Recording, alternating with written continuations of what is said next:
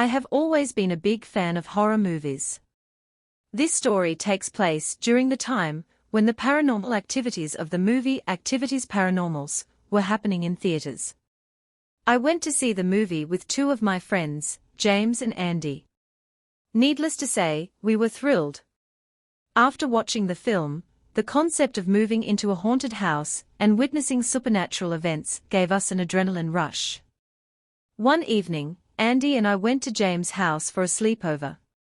We were relaxing in James' room when he started talking about some articles he had read online claiming that haunted houses exist.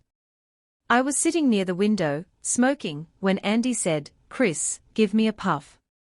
I passed him the cigarette and said, "I have also read such articles.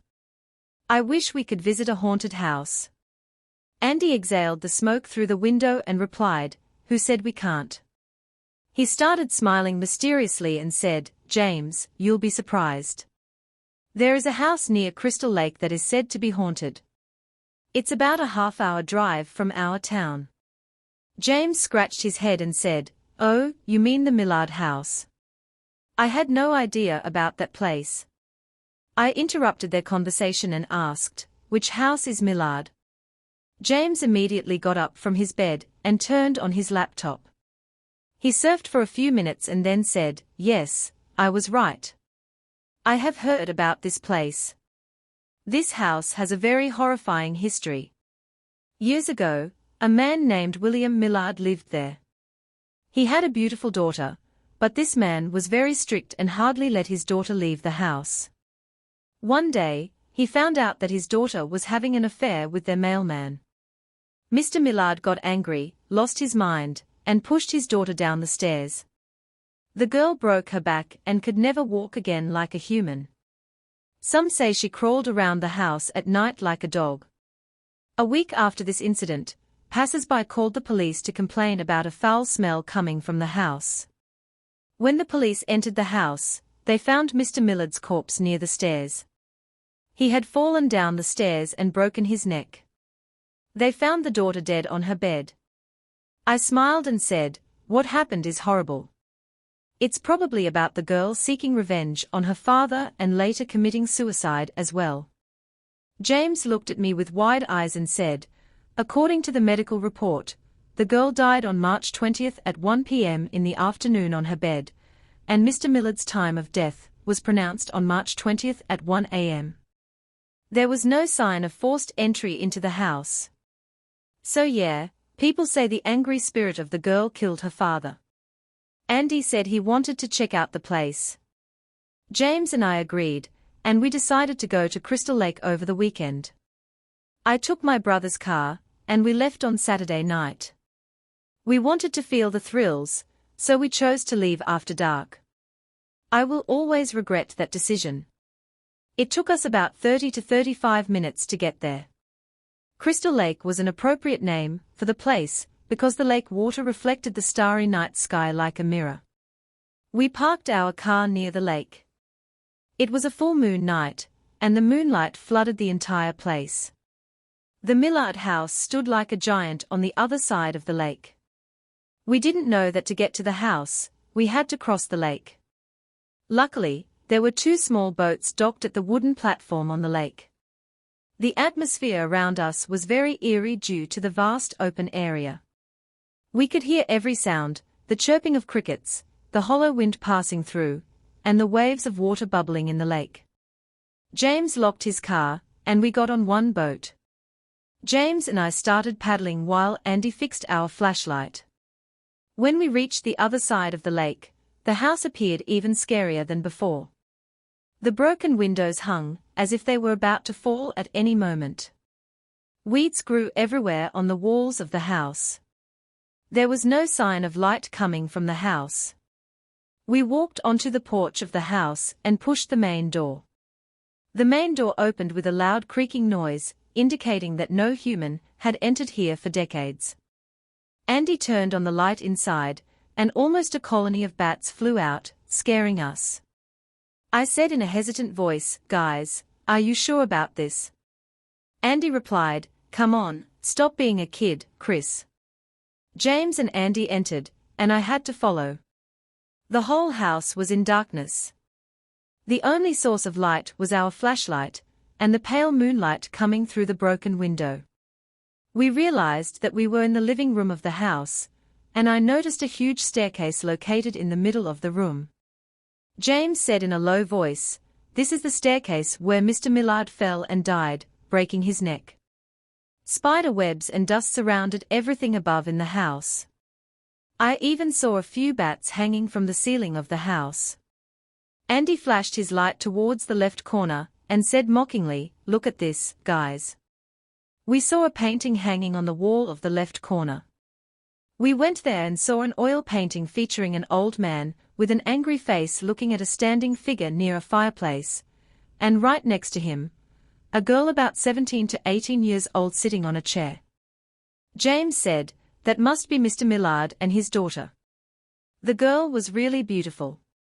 But even in this picture, one could easily tell how extremely sad she was. It was like tears would fall from her eyes any minute. Andy said sarcastically, "If I had her, I would have to cheer her up too."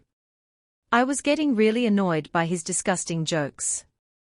I said, "You shouldn't say things like that. It's very disrespectful, man. Think about all the torture she went through." Andy shrugged and replied, "Yeah, whatever." He started walking up the stairs. James asked, "Where are you going?" He replied, "Let's see our daughter's room." We came this far not to wander around the house for some time. Anyway, it's obvious that there's no ghost here. James started following him, and I turned around to accompany them as well. But at that moment, I felt like I heard a laughter sound. I stopped and said, "Guys, did you hear that?" James said, "Listen to what Chris is saying before you say anything." I just heard it too. Andy said from upstairs, "Come on, enough of your girl-like tantrums." I can still hear it laughing downstairs. I felt very insulted and decided not to say a word to Andy. As I was climbing the stairs, I heard the wooden stairs creaking under the pressure of my feet. After reaching the top floor, I saw James and Andy standing in front of a closed door. I asked what was wrong, and James replied while turning the doorknob, "I think the door is stuck. It won't open." Andy told me to hold the light, and let him try. Andy really tried, but couldn't open the door in front of which we were standing. Thinking about what to do next, we suddenly heard a laughter sound. Everyone was shocked by the sudden noise. I said in a panicked voice, "James, I heard that sound downstairs. I think we should leave now. We've had enough." Andy showed the light everywhere, but we couldn't see anyone. So he said in a curious voice, "Maybe the sound is coming from this room." I don't know if you'll believe me or not, but suddenly the doorknob clicked on its own, and the door opened. We immediately looked into the room, where there was an old dusty room. There was a small dirty bed lying in the middle of the room. The pale moonlight coming from the window made the room clearly visible to our eyes. We were about to enter the room, when we heard the laughter again. It was the eerie laughter of a female voice. The hair on my neck stood up. I said in a whispered voice, "Guys, let's go." Suddenly, James noticed something on the side of the bed facing the window, and said in a frightened voice, "What is that, Andy?" I felt like a creature resembling a dog was sitting near the window, but it was too dark for us to see clearly. Andy pointed the flashlight in that direction, and our blood ran cold. There was a girl lying on the floor near the window.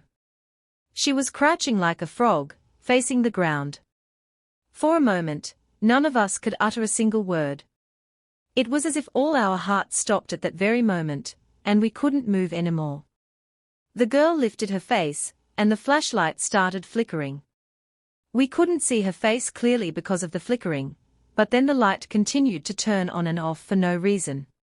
And with each flash of light, we could see the girl's vicious face with a changing expression. With the first flash, we saw her sad face. With the second flash, we saw a huge smile on her face. With the third flash, we saw her expressionless face, with wide open eyes, as if she could see through us. We were so shocked that we almost forgot to run. At that moment, the girl made the same spine-chilling laughter and started crawling towards us vigorously like a hungry demon. Finally, we all regained our senses and started running for our lives. James and I were in front, and Andy was running behind us. James kept saying, "Run! Run!" Andy was screaming like a 10-year-old child, saying, "Don't leave me here, please. She's behind me." We reached the main door, and I turned around for Andy. We saw that Andy was almost halfway up the stairs, and the girl was crawling behind him, following him like an animal. Somehow, we all managed to get out of the house and jumped onto the boat. Andy dropped the flashlight on the lake. In the feat of fear, James and I started paddling like maniacs. Andy was sitting on the boat, facing backwards. On the way back home, he was so panicked that he kept saying, "I can still hear her evil laughter. Paddle faster, faster." James and I realized that he was gone crazy because when we looked in the direction he was pointing, there was no one in front of the house. James said in a low and panting voice, "Maybe she can't leave the house." I didn't say anything. I just kept paddling. I still don't know how we managed to make it back home that night, but since that incident, news of a haunted place makes me sweat. It happened 19 years ago, and it was definitely the scariest and most tragic event that has and will continue to haunt me for the rest of my days. I just want to preface this by telling you as well that if you are easily disturbed, this story is not for you. But let's continue the story. It was the evening of January 13th, 2001, and I was on a ski trip with two of my childhood friends, Josh and Mark. In the ski resort, there were about 40 children ranging from 8 to 16 years old, and we stayed in a giant hotel for about 2 weeks. Josh, Mark, and I were all 14 years old, and it was our first time on a ski trip together. We were all more or less troublemakers, and I liked to get myself into dangerous situations. But what I'm about to tell you was a consequence of us going too far. It was the second week of the trip, and skiing on the same slopes had become a bit repetitive. We were getting bored of skiing at the ski resort as well. So we decided to do some off-piste exploration, which means instead of skiing on the slopes, we would go off to the side and into the forest while keeping the view of the ski slopes. One day, we were with our assigned group, which consisted of about 8 children. We were skiing at the top of the mountain, and that's when we decided to go off the trail. We made Ventra go first, and Mark said he would then keep an eye on the trail for us. We were all skiing extremely fast, and for some reason, Mark wanted to compete to see who could be the fastest without hitting any trees. I agreed, and the 3 of us started going even faster. This time, it was getting steeper, and I was a little ahead of the 2 of them. It was at that moment that we all quickly approached some kind of cliff that I fell down. I assumed that none of us had seen it because we all somehow made the jump. As soon as I touched the ground, I stopped and looked behind me to see if everyone had landed safely because it was not a small jump to make. I saw Josh land right next to me, and he was fine, but Mark landed quite hard and seemed to lose his balance. Josh and I went towards him to check if he was okay, and that's when we realized that we had lost the trail. Josh suggested that we go back, but it was impossible. It was too steep, and anyone who skis knows that it takes a lot of time and effort to climb a steep mountain. In the snow while carrying skis, and in addition the cliff behind us was also big to climb. We decided to continue going down, and while we were doing so, turn right side. We went down slowly this time, and continued turning right, but unfortunately, there are just more of the same forest area. We understand that it is hopeless and stop a second time to make a plan. Mark loses all hope and all of us more, or less, even less. Tell him everything is fine, but it was slowly getting dark and somehow came to the terrifying conclusion that we were lost. At this point we spent a good hour sitting and talking, and it was seriously cold for all of us. We all decided to just keep sliding down, because that would at some point bring us to civilization, and what's more, we had no choice but to go down there. As we slide down it gets darker and darker to the point where we can barely make out what is in front of us. That's when Josh sees a light in the distance to the left. As we get closer we realize that it's a small glimpse of a cabin. In would we knock on the front door? As we do we hear a woman screaming from inside. What do we all look at each other in shock? After a few seconds, we hear a loud noise slamming and the screams suddenly stop. Mark steps back and tells us maybe this isn't a good idea. To be honest, we were all panicked and a little surprised. I moved away from the door. As soon as we got it, actually, we heard a male swearing very loudly. Then about 20 seconds later someone opened the door. At which time, we were about 15 feet from the door, and sprinting towards us were two enraged dawn breakers. We immediately started running away. The dogs finally caught up to Mark and Josh, while I somehow managed to get behind the bush a little way into the forest. I waited there for about 5 minutes. I'm trying to catch my breath. All of a sudden I noticed some light coming from about 100 feet away in the clearing. I picked up and saw the man walking towards me. Apparently, I'm on my trail. I decide that there is no other way for me to not get killed other than to quietly walk around the forest in a circle, and I slowly return towards the house. So I quietly returned to the side of the bush, where he couldn't see me. I somehow managed to get into the house, and immediately tried to find a phone. Luckily I find a phone in the kitchen counter, and call the cops. I tell them briefly that I am in serious danger, and that they should track the location of the phone I am calling from. I then go upstairs to find somewhere to hide. I notice there is an attic ladder brought in downstairs, so I go up. As soon as I do I am hit by a strong smell, as if something is rotting. For some reason the light is on and I look for a good hiding place. It is then that in the farthest corner of the attic I first noticed a group of flies hanging around, and I saw it was a corpse. It seemed to be a woman with her face brutally beaten. Before I had time to process it, I suddenly heard the close-up of the front door. I quickly hide behind a shelf and hear the guy shout something the lines of, "I know where you are hiding, you are sneaky." I then notice there is a window to the right behind me. Fortunately, it was a window built at an angle, meaning of the roof. I could do it on the roof. I open it, push the snow away, and somehow push myself through and get on the roof, closing the window. In progress, a few minutes later I hear the shelf beneath me crash, and the guy swears. I also hear a helicopter coming from a distance. As soon as I sigh in relief, I suddenly see the window open. That's when I remembered that I had to put some snow on the attic floor. As I climb onto the roof, I quickly keep it closed while standing on it. The lights of the helicopter shine on me and I see that it is now directly above me, with the rope being thrown on the ground. I grab the rope, and it's like an object hits my feet, breaking the glass of the window. This guy broke the window. He tries to grab my feet, but I'm just out of reach as I climb the rope and the helicopter goes back up. I don't want to bore you too much with the details of the consequences, but Josh was badly bruised, but managed to kill the dog he was fighting with. But Mark unfortunately ended up being paraplegic from the dog, which was chewing his paws while he was knocked unconscious after hitting his head on a tree. The guy who allegedly tried to kill us killed his own wife and was sentenced to life in prison. Music. We never came back to see anyone from this colony. Even though we learned very well to follow the simplest rules of this day, it's a horrible experience that happened during the quarantine of 2020. I went on a solo trip to Japan, and I got stuck there. I missed the coronavirus outbreak. Luckily, I met a guy in my hiking program, and became friends with him. His name was Hiroshi. Hiroshi was born and raised in Japan. He lived with his parents in a small township in Japan. I was completely helpless like everyone else. The flights were postponed, declaring a lockdown all over the world.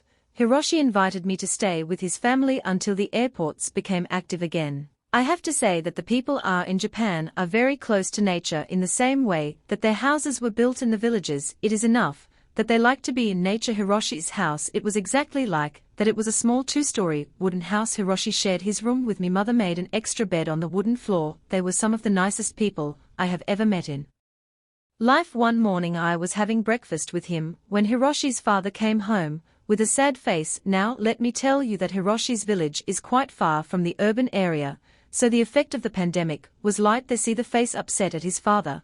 Hiroshi asked, "What happened, Dad?" His father replied in a sad tone, "Another suicide was reported Aokigahara. Local people said it was a woman in her late 30s. God knows how many of lives will this forest take." I wasn't aware of the subject of this conversation, so I continued to stare at them blankly. After breakfast, Hiroshi and I went for a walk in the village. I asked him what Aokigahara is Hiroshi said it's a forest near the people of our village. It's often called the suicide forest, which I had no idea, none of that, so I kept looking at it with a very surprised look. Hiroshi continued saying that the local people believe that the forest was haunted place. In fact, many people claim to see ghosts inside this forest. I asked how far is the forest. He replied not much, it's a half-hour walk from our house. We have nothing to do anyway, go out and spend time in nature, it will help us refresh our minds. So I said, hey, let's go visit this place anyway, we are bored staying at home, Hiroshi said in a voice worried. I don't know, I have to ask my parents first. There are a lot of scary stories about it place. As the sun was starting to set, we decided to go home. In the evening we were sitting in the living room. Hiroshi looked at his parents and mentioned hiking to the suicide forest. Although they initially denied, after our repeated requests his father finally gave us permission, but he told us to leave the place before dark. I agreed because anyway, I had no intention of staying inside a dark forest which reported many cases of suicides. The next morning, Hiroshi and I packed our bags and started our journey. I was in a relaxed mood, and finally after 2 weeks we left this village. We were almost near the last house of the village. The mountain road started from its. There is 30 minutes left on foot on this road. We will lead to Aokigahara. At the threshold of the last house, we saw an old man sitting on a wooden chair. We were about to pass him, when I stood up and grabbed my hand. I was a little surprised and I said, hello, are you okay? His eyes were dark, as if he was daydreaming. The wrinkles on his face indicated how extremely old he is. Hiroshi said in a shaken voice, what is this?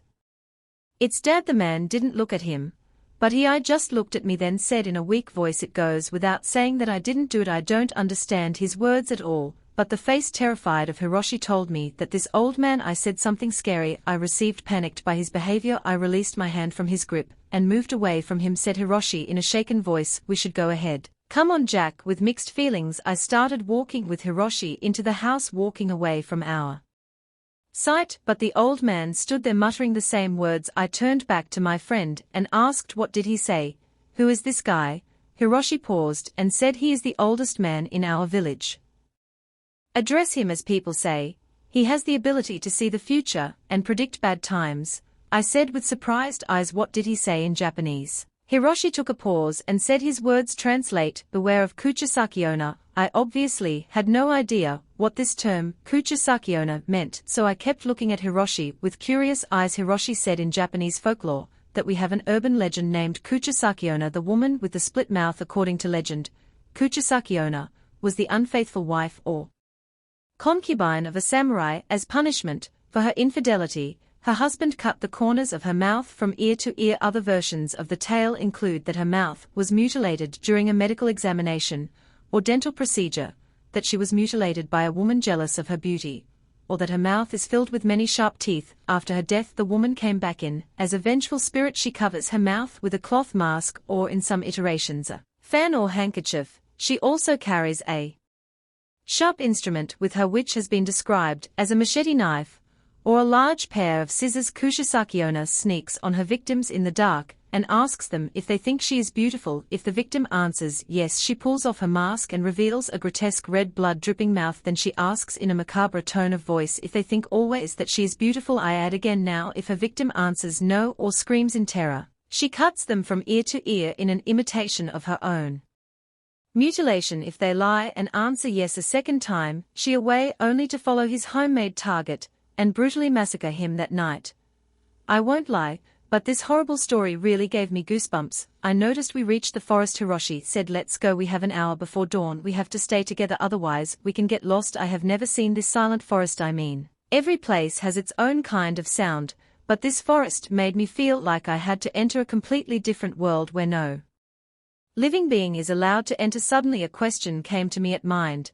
I asked Hiroshi, but why did your paw say it had to be done? Be aware of this slit-mouthed woman. It's just a scary story, isn't it, Hiroshi? I looked around the dark forest and replied, I don't know why Paul reacted that way. Noticed tension on his face, as if he wasn't telling me something. We walked in the forest for a few more minutes. Then I decided to take a break before going home. We sat on a big rock under a nearby tree. I drank water from the flask and said, so how can anyone save themselves of your urban legend? Hiroshi smiled and said, are you scared, Jack? I answered awkwardly, no way. I'm just asking you to finish the story, which is all. Hiroshi lit a cigarette and said an individual can survive an encounter with Kuchisaki-onna using one of many methods. In some versions of the legend, Kuchisaki-onna will leave the potential victim alone if they answer yes to both of the questions, although in other versions she will visit the particular's residence late at night and murder the person while they sleep. Other survival tactics include answering Saki-onna's question by describing her appearance as average, giving the individual enough it's time to run away. As soon as Hiroshi finishes his last utterance, something unexpected event happened. We were sitting facing a nearby bush. Next to this bush, the forest was even denser. Suddenly, I saw the bush moving. A rustling of leaves took place. We were all too sat in silence. Looking at the bush, I looked at Hiroshi and saw that he was panicking in front. The cigarette in his hand fell to the ground. I asked in a fearful voice, "Who is it?" Just at the moment when we noticed something and all the blood in our veins turned cold as the bushes moved, a head began to appear behind that. A woman slowly rose from those bushes. Her eyes seemed lifeless, and the strange thing was her mask. For a moment I thought a pandemic was raging. Maybe that's why she wears a mask. But then she came towards us and asked if I beautiful. My head started pounding with fear. That's not the case. I know what to say. Hiroshi grabbed my hand and told me to run. We started running without seeing where we were going. To relax. Laughter came out of the mouth of this woman. As I turned around, I saw her. Yes, I saw her. It was her whose mouth had been cut from ear to ear. Sharp teeth made her laugh, terrifying in some way. We managed to get out of the forest and finally we reached the village where we were out of breath.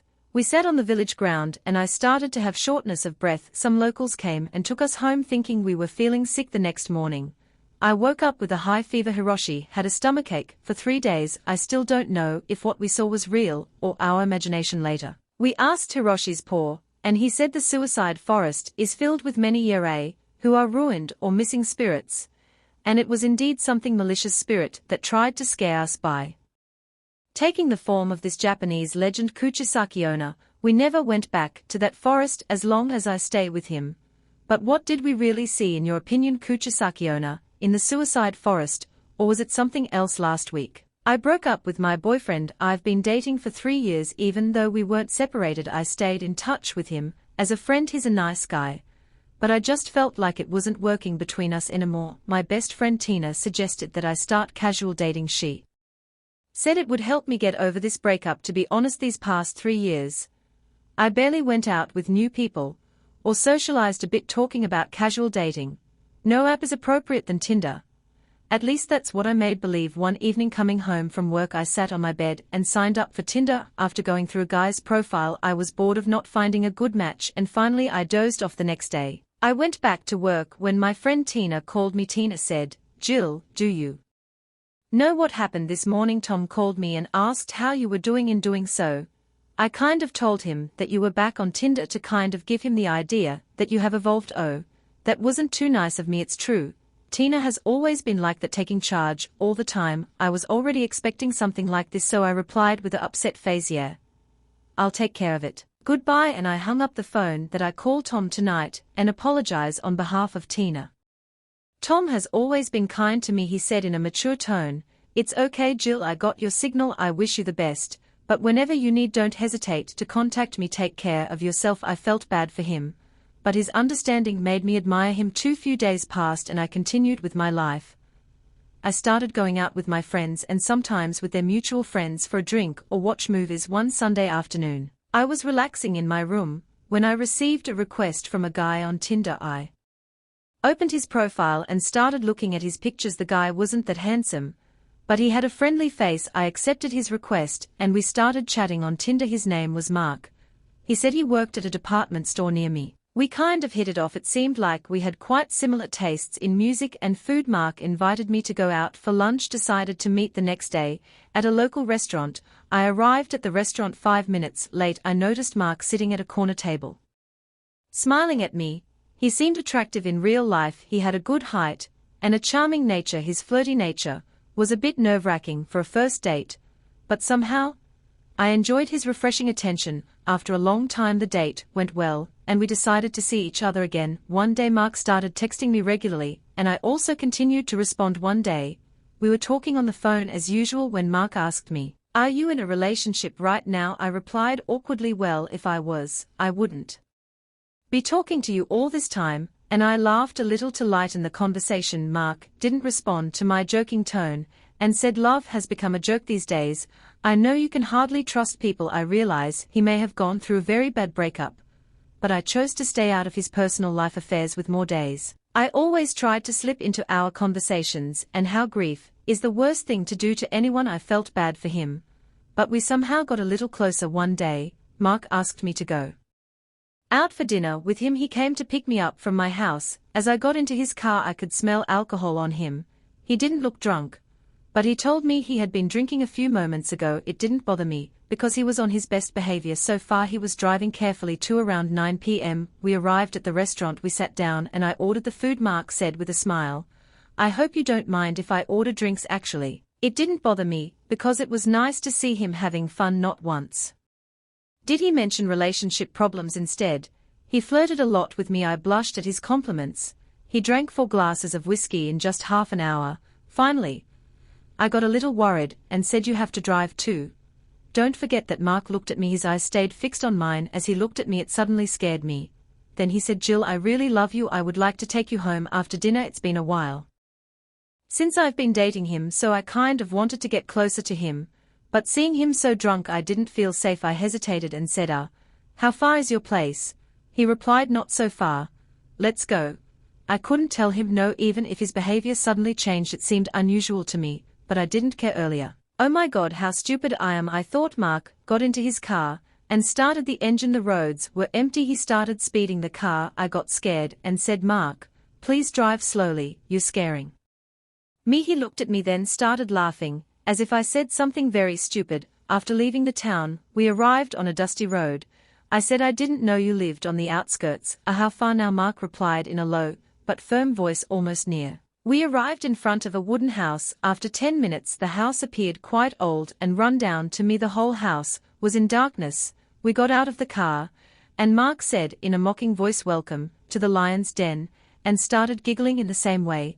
I thought it was all because of the alcohol in his stomach. When we got inside, Mark turned on the light. The house was really old. I could see a layer of dust on the sofa and furniture in the living room. He took me upstairs. There was a bedroom and bathroom upstairs. The bedroom also looked dirty and smelled. It was as if no one had cleaned the room for a while. Mark told me to sit on the bed and went to the kitchen. I waited a few seconds when suddenly I saw something shiny under the pillow. As I lifted the pillow, my heart tightened with horror. There was a sharp knife underneath. I immediately got up and headed towards the kitchen. Glancing inside, I saw Mark mixing something in a glass of wine. Is this guy planning to drug me and then slit my throat? Oh my God. I made a huge mistake. I was out of the idea. There was no way I could get out of this house, because Mark had locked the door with his house key. It seemed strange to me, but I didn't care earlier. Oh my God, how stupid I am, I thought. Mark started knocking on the door. "Jill, did you take something that belongs to me?" Mark said. My hands became cold. Oh my God. This guy now knows that I took his knife. I realized that I had taken his knife with me. Mark started banging on the door. "Come on, doll, I planned a romantic evening for us. Don't make me force." The bathroom door was half glass and half wood, so I could see Mark's silhouette leaning against the glass. He almost pressed his whole face against the glass and said, "Jill, don't make me force you out, and give me back my knife." I started screaming and crying, "Please let me go." But what? Mark then shook me from the inside. He started banging on the glass with his head. A crack in the glass started appearing on it and blood splattered on the glass too. He kept banging on the glass like a madman, screaming, "Open, open now." Suddenly, I saw Tom calling me. I picked up and Tom said, "Where are you?" I was in no position to explain further. I rushed to the bathroom window, and luckily it was open. Without thinking twice, I jumped. I hurt my ankle, but I saw Tom standing in his car on the road. I sprinted towards him and got into his car. I screamed at the top of my lungs, "Drive, Tom, drive now." He drove the car, and it was night. I took sleeping pills to sleep. Tom stayed with me. It's been a few days since that incident last night. We sorted things out and are back together. I can't trust any strangers anymore. Tom is taking a shower right now in my bathroom, but suddenly a text came on his phone. To reply from an unknown number. The text read, "I received the payment, thank you." It's a reply to a text that Tom sent to this number. Tom sent this text last night. I retrieved it. "Thank you for all the help. You sent me the money a few years ago. I did something terrible. Sometimes I really wish I didn't do it, something that I can never take back honestly. It all started when my girlfriend my ex-girlfriend broke up with me. I know it may sound trivial and just a part of growing up as a person, but unfortunately for me, it had the complete opposite effect. I know what you're thinking, that I'm childish, and I just needed to take it on the chin and move on. You may be right, but I didn't. I helped her with everything in her life. I wasn't going to let that go unpunished. I know it was petty and it was wrong, but you have to understand that I was desperate. I was in pain, honestly. I felt like my heart was in pain. It was pounding so hard that I honestly thought at any moment I would explode.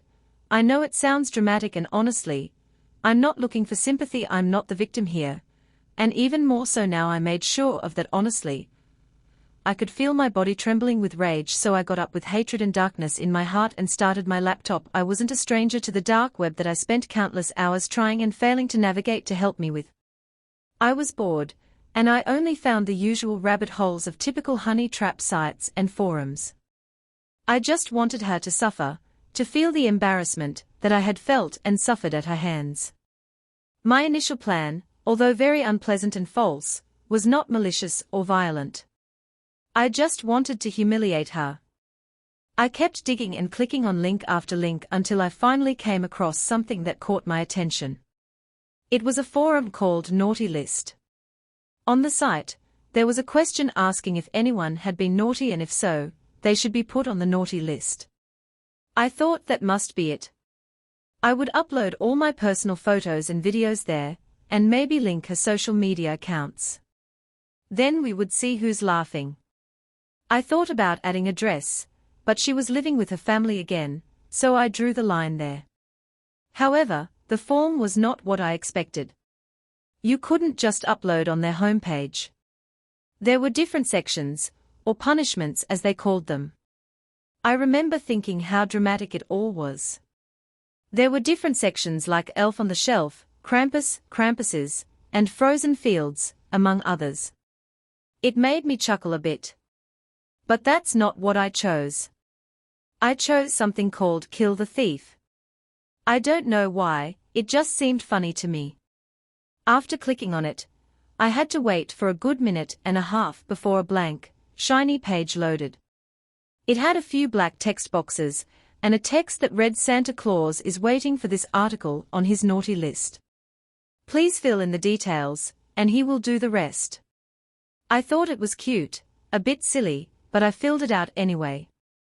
I put in her name, age, birthday, and links to her social media accounts. Everything was there, everything I was desperately looking for. And of course, the photo downloads were a jackpot. I remember smirking and half laughing in the process.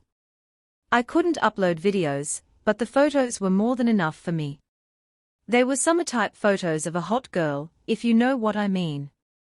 The form also asked for the person's address, but as I mentioned before, I wasn't going to go that far. But I did put in her hometown, our hometown, something I really wanted.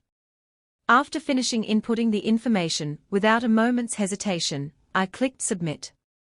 After a few seconds, a small text box appeared asking, "Are you sure? Santa Claus won't forget, he checks this list twice. All names are final." I pressed yes with a smug look on my face, and that was it. I thought everything was perfect, until I was redirected to another page. The download took a few minutes, but when it was done, it caught me off guard. It simply said, "Thank you for submitting the naughty list. We really appreciate it." I had achieved my goal. I thought I had done it all. The photos were downloaded, people would see them, and they would send her messages on social media. She would be humiliated and feel as worthless as she had made me feel. I stopped calmly and confidently, and I deleted everything properly, making sure I couldn't be traced or implicated in any way. The next morning, I woke up with the biggest and most disturbing smile I had ever produced. I was so happy, so eager to see the results of my work. I was so excited to see her suffer, to break her and make her feel as useless as she had made me feel. To my great dismay, nothing happened. I waited and waited, but nothing. No angry phone calls or text messages, no outraged messages on social media, nothing at all. Maybe at first, she tried to ignore it, or maybe she reported the abuse and was told not to engage with potential trolls or climbers. I mean, it must have worked, right? I can't check. I couldn't find that link again, even though I tried. Anyone who has surfed the deep web or dark web would know that it's true, it's just not catalogued. It's a mess, and I stumbled upon it by chance in the first place. I wish I hadn't done it. So a few more days passed, and now my excitement had faded, and I felt depressed and really upset that it clearly hadn't worked. No one. I could have been so calm if it had worked, and I couldn't really ask her to go check, it would just point directly to me. So after a while, I gave up. In truth, the whole ordeal was now boring to me, and as sad as it may sound, it strangely made me feel better. It felt like I had gotten it all out of my system somehow. A few more days passed, and I was woken up by a loud knock on my door. The drama of my past relationship had completely slipped my mind at that moment. Just for a little context, I live alone and don't get many visitors at all, so I was more annoyed than curious to see who was at my door. So you can imagine my shock when I swung open my door to be greeted by the stern faces of 2 police officers. Shit, I thought, this is it, I'm going to jail. Everyone is going to think I'm some kind of monster. Which, I guess, in all honesty, I was at that moment. They asked to come in, and I obliged, of course. I remember thinking, well, they only asked me to come in for now, I'm not being arrested or anything, so I better see what they want. But what they asked completely took my breath away. When was the last time you saw Katie? I was speechless, and for a second, I must have looked like the guiltiest and most suspicious person in the world. Realizing this, I quickly shook off the look of surprise and horror on my face and answered as calmly as possible, not since our breakup about 2 weeks ago. It was true, but that didn't save me from their barrage of intense examination and questioning. Where were you on the night in question? They asked. I told them the truth, at home. Can anyone verify that? I said, no, I live alone, but I get dropped off at home after work by one of my colleagues, which is common after every shift, so I guess you can check that. Their intense gaze and concentration in their eyes seemed to waver and loosen slightly, so I thought I would try my luck and asked what it was about. He stated that although he couldn't give me details about an ongoing investigation, Katie had been reported missing. She was last seen by her mother leaving their house to go shopping and browse the stores, but she never returned. The police soon left after that and actually thanked me for my time. They checked the surveillance footage and with my boss and colleague, who confirmed my story and that I was telling the truth.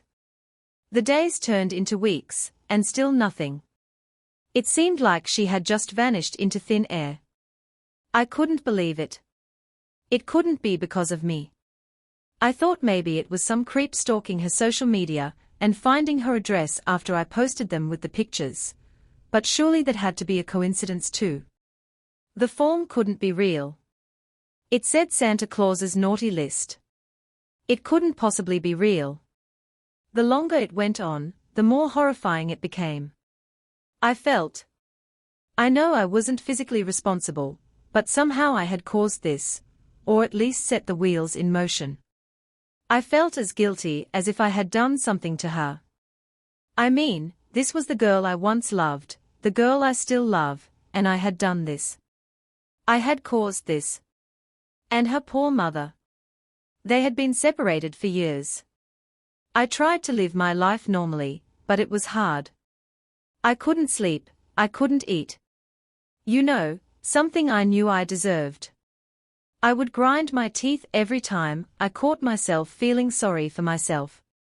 I would take alcohol to numb the pain, anything to get the image of her face and the sounds of her screams out of my head. I couldn't go to the police, but how could I? If I confessed, my life was as good as over. As selfish as it was, I just didn't think it would help find her if I did. Maybe I was just a coward, but it was desperate. She was gone. I would wait every morning for an update. I would still call the police station to get an update. It was torture. Until the day they found her. But as I'm sure you can all already tell, this story doesn't have a happy ending. She was finally found in an old abandoned factory on the outskirts of the next town. I just couldn't believe it. I could feel my throat tighten to the point where I was struggling to breathe when I heard the news. In my head, I was begging and pleading with anyone or anything. It had to be some kind of mistake, a mix-up. It couldn't be because of me. But unfortunately, it wasn't a mix-up. She was found stuffed in a chimney.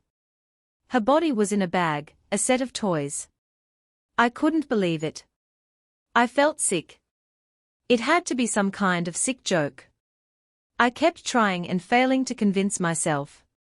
I felt my body tremble, and when I came to, I hoped it was just a bad dream.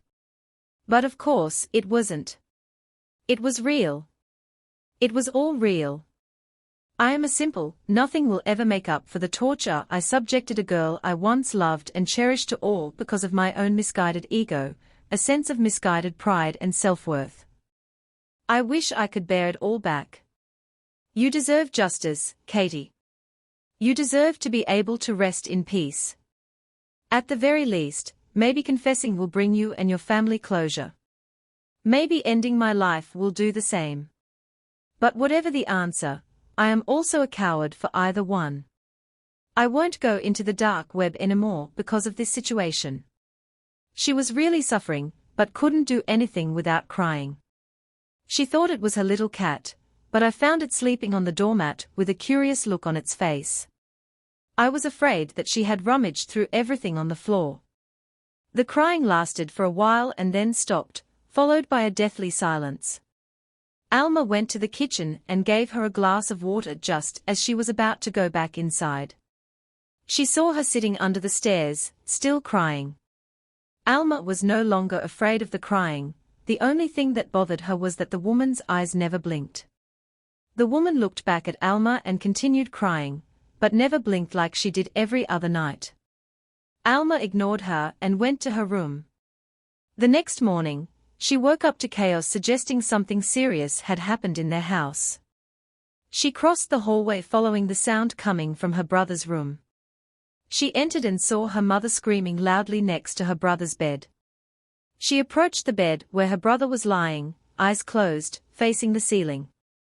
It seemed very unusual to her, but her father told her not to disturb him and let him sleep peacefully. Drops of sweat appeared on her forehead because Alma finally remembered that today was the day that happened 10 years ago. Alma burst into tears as she began to remember. Her room was upstairs next to her brother's, while her mother and father slept downstairs, and in her grandmother's room. She was a newborn and her brother was not yet born when her grandmother passed away. She had only seen her in photos, inheriting a loving smile, holding a white rabbit on her lap. Today was that day, but over these 10 years, Alma had never heard anyone crying again.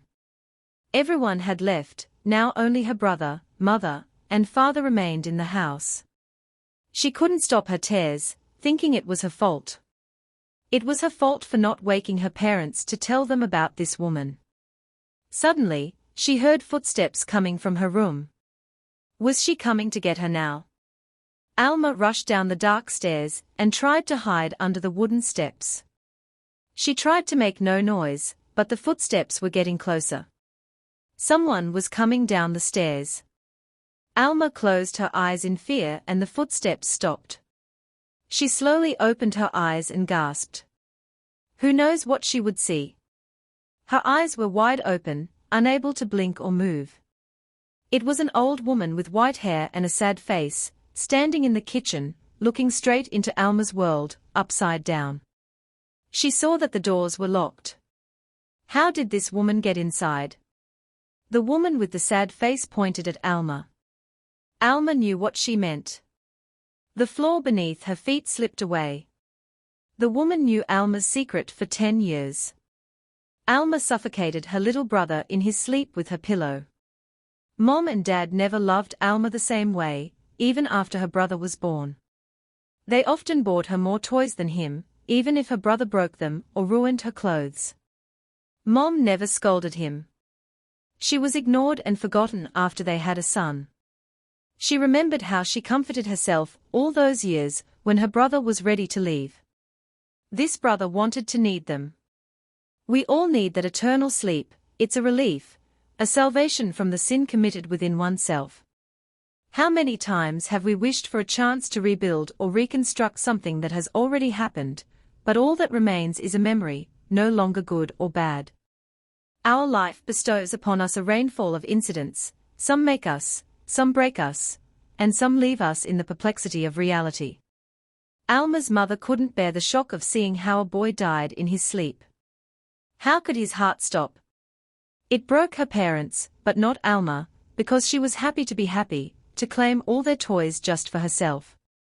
She was happy, an illegal happiness, but happy nonetheless. She was right, it remained undivided. But now, the banshee has come to get her. It's her time to leave. Alma stood up and spoke in a broken voice. I didn't mean to kill him. I was just a child. Banshee started advancing towards her, taking slow steps. Her finger still pointed at Alma. Alma continued with her nervous statement, please, let me go. I was just a child. I thought if I pushed the pillow hard, he would be quiet and sleep for a few more days. But I didn't know he would never wake up again. Please, let me go. It's been 10 years now. Why do you torment me like this every year on this day? Why can't you leave me alone? But Banshee kept walking towards her. She approached Alma extremely close. Alma could see her eyes darkened and filled with pain. Then she opened her black knife and started screaming. Alma was terrified by the scene and fainted on the floor. The next morning, when she woke up, she found herself lying on a hospital bed. She couldn't tell if it was a dream or reality. Her neighbor from next door came to visit her this morning, but when she didn't open her door, the neighbor, Miss Sherman, called the police and they admitted her to the hospital. Miss Sherman stood at the hospital when the doctor approached her and asked if she still suffers from such panic attacks. Miss Sherman said in a sad voice, not always, but every January on this same day, she often screams and reacts completely differently. Once, I stayed with her, and she told me she had nightmares about a white-haired woman. I don't know why she kept talking about it in her sleep. She didn't kill her brother.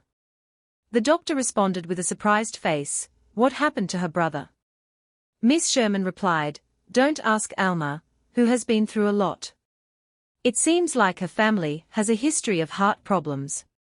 She was little when her brother died of a heart attack, and then her mother and father died the same way in their old age. Please, doctor, look at her. She needs help. The doctor nodded and said he would do his best. Alma was sent to a psychiatric facility for better care. She now sits near a window, barely speaking. Sometimes she looks at her hands and reflects on how she ended 3 lives out of their misery. But she doesn't know why she is still alive. Has Banshee left her to suffer for eternity? I recently accepted a job at McDonald's a few days ago. I was assigned to the night shift. My house is close to the McDonald's store, so I wasn't worried about getting home late. I am in my late 20s and have been living independently for quite some time. My job mainly involves working at the front counter. It was already 10:30 p.m., and there were 4 or 5 people in the restaurant. It's a small McDonald's store, so very few people work here, especially on the night shift. The night shift runs from 10 p.m. to 5 a.m., but at our outlet, we barely receive any orders after 12 a.m. until 5 a.m. So my plan was to lie down on the couch in the break area after the customers left. Everything was going as planned. 3 customers paid their bills and left, but there was one customer who got up once, but then sat back down. I asked hesitantly, sir, do you need anything? He looked at me with a very strange smile, and shook his head without saying anything. I couldn't do anything else, so I sat on the counter seat, and started scrolling through my YouTube feed. As time passed, I could tell that the guy was staring at me with wide eyes. He seemed a bit younger, probably in his early 20s, but his behavior was becoming very creepy. 2 to 3 times, I looked at him with irritation, and he awkwardly looked away. I muttered to myself, what a jerk. Why can't he just leave? But the guy didn't move an inch from his seat. 20 minutes passed like this. He finished his food, but he still sat there. At one point, I lost my patience and asked him, sir, do you need anything else? The guy looked at me and said, no, thank you. I'm fine now.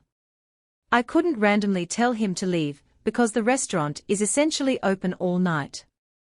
I couldn't do anything else. After 5 more minutes, the guy finally got up and started walking towards the counter. I thought to myself, thank God, he's finally leaving. As he reached the counter, I gave him a big smile and started billing him. The guy smiled back in a tense manner, and I stood there handing him the bill on his credit card.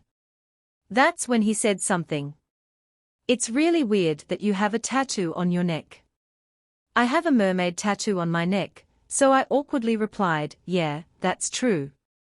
The guy was supposed to leave, but instead, he started chatting with me, which surprised me a bit. He then said, I've been thinking about getting a tattoo too, but I haven't found a good tattoo artist yet. Where did you get yours? I can't say it was offensive, but this unnecessary curiosity at this hour of the night was very off-putting. I said in an indifferent tone, I got it when I was in college. So, don't get it. I probably started cleaning the counter, hoping he would leave, but the guy was still standing there, looking at me. He then approached my face and said, hello, I draw as a hobby. I have my sketchbook in my car. I want you to come take a look. I was very taken aback by his unwavering behavior. I said in an irritated tone, no, thank you. I have work to finish. The guy now grabbed my hand and said, no, you should really come with me. You're going to anyway.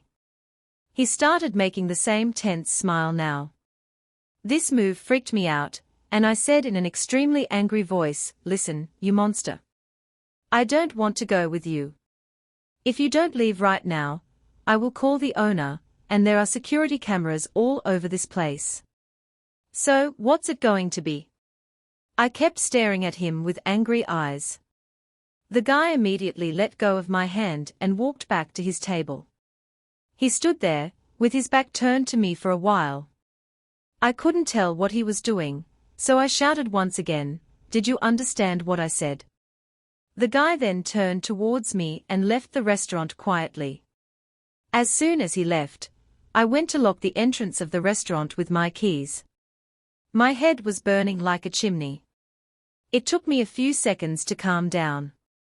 I decided to talk about this scary customer's story tomorrow morning at the earliest. The store was finally quiet. I let out a sigh of relief and went to clean his table. I was picking up his trays when I saw a shadow moving behind me. I turned around and saw the same guy standing in front of the door with a fearful face. I was about to burst this time, but the guy gestured for me to be quiet and pointed at the tray in my hand. Before I could understand what he was doing, my eyes turned to the tray in my hand. There was a folded napkin on it. As I unfolded the napkin, the blood in my veins froze with fear. The napkin read, a man is sitting on the ventilation grill above your counter. Don't look, just quietly leave. I was scared because I didn't know what I was supposed to do now. I had to go to the counter anyway because my phone was there. I slowly put the plate down and threw it in the trash and started walking towards the counter. As I reached under the ventilation grill, I grabbed my phone. I know I shouldn't have looked up, but out of curiosity and tension, I couldn't stop myself. I raised my head slightly and looked at the ventilation grill. My brain stopped functioning. I saw two terrifying guys staring back at me. I screamed like hell and ran for my life. My hands were shaking heavily as I tried to unlock the door with a key. Before I could do it, I heard a loud thud as if someone fell to the ground from a higher place. I looked back and saw a demonic figure standing on the counter like a frog and making a growling sound like a hungry animal. I screamed even louder and somehow managed to open the door. As soon as I got out, the guy outside pulled me out, and we both slammed the door shut. The guy already had a shovel in his hand, and he blocked the door with it. I couldn't breathe for a few seconds. This time, the evil man started banging on the door. Above the door, something inaudible murmurs. It was clear from his behavior that he was not in good shape.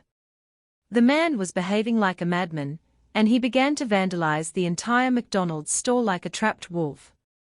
I immediately called the police and the owner. The guy looked at me and said, "My name is Alan, and I'm sorry, but trust me, I didn't mean to scare you." I was ready to leave when I realized I had forgotten my phone at home.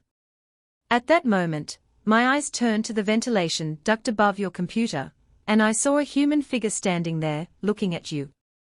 There was no other way for me to inform you because I myself did not know if this person had any weapons with him or not. Alan paused and started breathing heavily. I burst into tears, realizing how horrible it would have been if Alan had actually left me alone with this crazy person. The police came and arrested the man. From the van, I learned that he was a homeless person who had somehow sneaked into the restaurant. I am sure that this person had very bad intentions, and his state of mind was really messed up, as I could tell from his reaction after being caught. So, Alan, thank you again for saving my life that day, even though I was really rude to you. And I just want to tell the man to leave a McDonald's event. May we never meet again. Music. Kim woke up with a terrible headache. It took her a while to realize that she was lying on her bed. The party last night had gotten a bit out of hand. She got up slowly and moved the curtains of her bedroom window. The sunlight illuminated the dark room. Without stumbling, Kim headed towards the bathroom and started washing her face. Suddenly, her phone rang. She turned around and noticed the phone lying on the floor under her bed.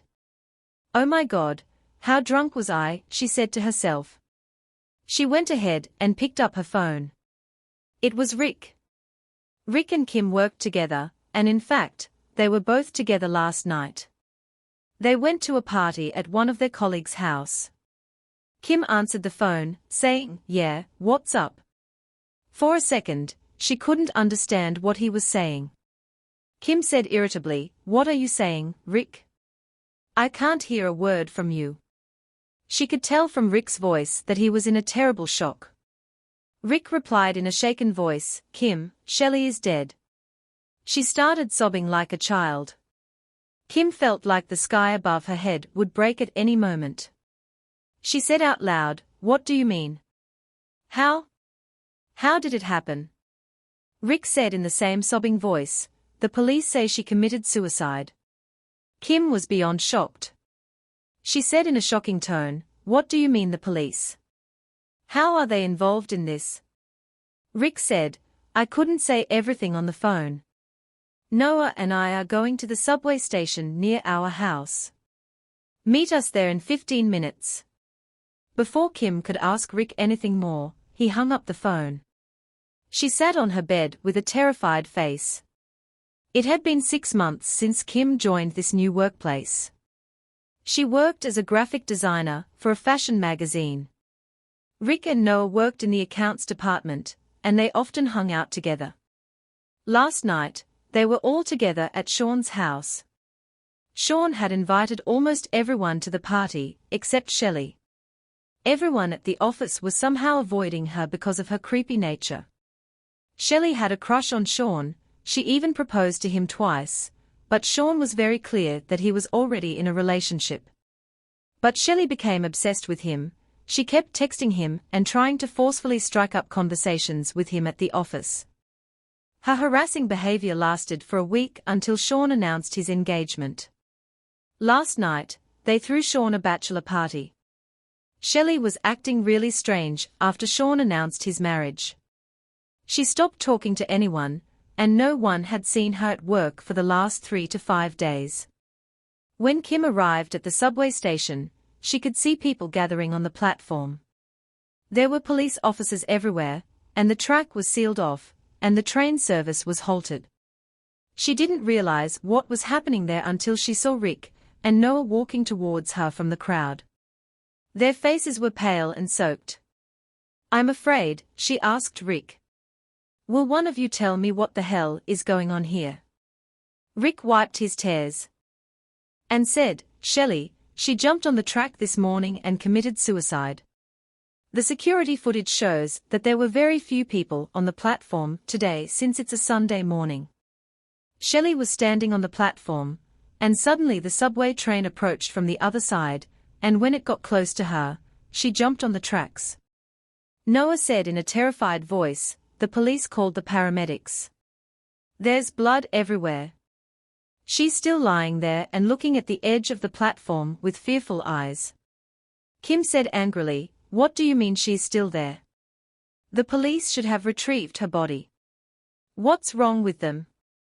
Kim said in an angry voice and started walking towards the track. Rick went to stop her, saying, "No, Kim, you don't understand.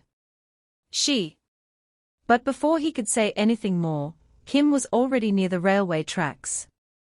There were bloodstains all over the platform, but as her eyes went ahead, she screamed at the top of her lungs and fell to the platform floor. Shelley was lying on the rails, but her body was torn into 2 parts. The lower part of her body was under the train wheels, while the upper part of her body remained motionless. Her eyes were filled with blood. Her intestines were spilling out of her split waist. There was blood all over her body, and her mouth was wide open. She could have screamed in terrible pain when the subway train rolled over her. It was a vicious sight to watch. Kim couldn't take it anymore. She felt nauseous. Noah and Rick lifted her and carried her to the other side of the platform. She started vomiting after a while. Finally, she pulled herself together and sat on the subway stairs. A police officer came and offered her water. The paramedics arrived and took away Shelley's dismembered body. When the 3 of them arrived at Kim's place, it was almost afternoon. They sat on the couch. None of them could believe that Shelley was no more. Noah broke the awkward silence and said, "Has anyone talked to Sean about this?" Rick said, "I don't know, let me call him." Kim was sitting with a pale and empty face. Rick dialed Sean's number and talked to him about this unfortunate incident. Sean's reaction came as a huge shock. Sean said in an irritated voice, "Listen, man, I'm not her boyfriend either. Was I her friend? I really don't understand why everyone has been calling me since this morning and making my life miserable. It's not my fault, man. She assumed things all by herself. Please, stop involving me in this bullshit." Kim couldn't believe Sean's words. She finally lost it. She snatched the phone from Rick's hands and said, "I can't believe you're such a jerk, Sean. One of our colleagues just died a horrible death, and all you could do is show some empathy. I feel really sorry for Shelley for falling in love with an asshole like you," and then she disconnected the phone and was angry. Rick and Noah were also hurt by Sean's cruel behavior. The next day, when everyone returned to work, Kim noticed Sean standing in the cafeteria, laughing with some colleagues as if nothing had happened. Sean looked towards her and said, "Hey, Kim." But she ignored him and walked away. Throughout the day, Kim didn't talk to Sean and completely avoided him in the office. Shelley's personal office was decorated with candles. They placed a photo of Shelley where she was smiling like a happy and cheerful girl. Kim stood in front of her desk and cried. Tears came to her eyes. She couldn't help but think that no matter what kind of person she was, no one deserves to die in such a horrible way. After work, as she was leaving for home, Noah came up to her and asked, "Hey, are you okay?" Kim nodded and replied, "Yeah, I guess so." Noah asked hesitantly, Rick and I were thinking of going for a drink. Would you like to join us another day?"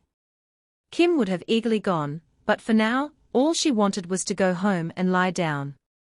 She said in a tired voice, "No, thanks. I better go home and sleep." She left the office. Kim didn't want to take the subway, but it was her fastest option to reach home.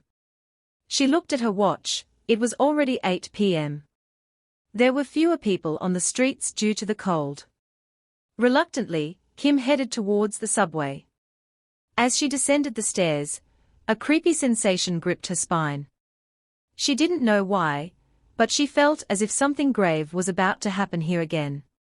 As she made her way towards the platform, she started sweating with fear. But after crossing the tracks, she calmed down a bit. The tracks were clean and clear, there was no sign of blood. Kim sat on the platform seats and waited for her train to arrive. There were 2 or 3 people on the platform, but they were all waiting for the train on the other side. The empty subway platform stood silently in front of her eyes. A train arrived from the other side and departed with the rest of the waiting people. The platform was now empty. Kim was completely alone in the long subway. She looked at the timetable. She had to wait another 10 minutes for her train. The feeling of being alone in the same subway, where her colleague had committed suicide yesterday, was not very comforting. She tried to push through all these disturbing thoughts when she heard a strange sound. It was as if someone was being dragged on the floor, and then another strange sound occurred. She couldn't describe it, but if she had to put the sound into words, it was like tiki-tiki. Kim didn't know what to do. Just as her eyes landed on the edge of the platform, she saw fingers gripping the edge. Before she could see further, suddenly a hand touched her shoulder, and she almost screamed in fear. But as she turned around, she saw Sean standing there with a surprised face. Sean said with an embarrassed smile, "Sorry, I didn't mean to scare you. Everything is fine." Kim said in a relieved voice, "Just don't do that again." And then she said, "What are you doing here?" Sean said, "I came to apologize for my behavior earlier, Kim. You should know that I am also shocked to hear about Shelley's death. But it wasn't my fault, you know better than anyone how she made my life miserable. I won't say that I'm glad she's dead, but I can't do anything about it either." Kim didn't say anything as Sean continued explaining how it wasn't his fault if Shelley was mentally ill. Sean finished his sentence about how Shelley should have visited a psychiatrist. Just as that sound occurred again, Sean paused and said, "Did you hear that? Or is it just me?" Kim said in a confused tone, "No, me too." They both glanced at the nearby track where the sound was coming from. Sean started walking towards the edge of the platform to see what it was. Kim was with him too, but what they saw next stopped their hearts. Sean fell to the ground, and Kim clung to the nearby pillar, breathing heavily. No sound came out of her mouth. It was Shelley's ghost, or should we say it was Shelley's ghost? She was sitting on the rails, but it was only the upper part of her body. Her hair was dripping with blood. Her mouth was hollow and wide open. Her intestines were hanging out of her split waist. She pulled herself off the rails with her hands and started limping towards Sean, making a horrible noise. Sean started crawling back in fear, and Kim was about to get up and run when a horrific incident happened in front of Kim's eyes. Shelley's ghost sliced through Sean's body, splitting it into 2 parts, splattering blood all over the platform. Sean's painful screams echoed in the subway as Kim fainted. At that moment, Kim is still admitted to the hospital. All she heard on the news was that the subway's security camera captured bizarre footage of this last night. The camera showed Kim standing terrified, clinging to the nearby pillar, while her colleague Sean lay on the floor gasping for breath, which is strange because there was no one else on the platform. But suddenly, Sean was cut in half, splattering blood all around, and died a horrible death.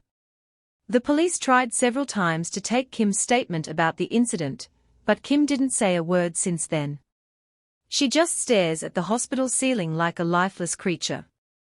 In 2018, his job was to install cameras all over the Big Brother house, and then check the footage to see if everything was working properly. The crew's work started months before the actual show, when Richard was ready to leave for Los Angeles where the show was going to take place. He packed his bags and called the supplier, telling them to arrive with all the equipment and manpower. He got in his car and started driving towards the Big Brother set. After an hour and a half, he finally saw the big gate of the Big Brother house. He entered through those gates and parked his car on the right side. James, the production manager, was standing at the door talking to the suppliers.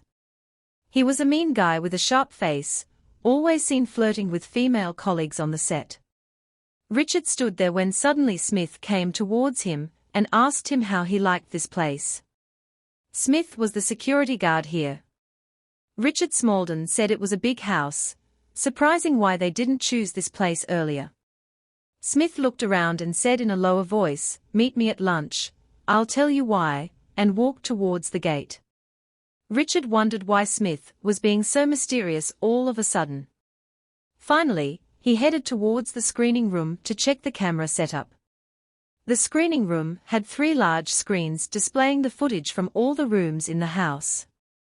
Richard grabbed the nearest chair and started checking the connection of each camera installed in those rooms.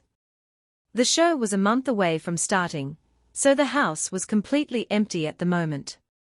The supplier came to see him around 4 p.m., and they discussed other technical work. Richard took a break at 6 p.m. As he left the studio, he realized most people had left by now. Richard was used to staying late on film sets.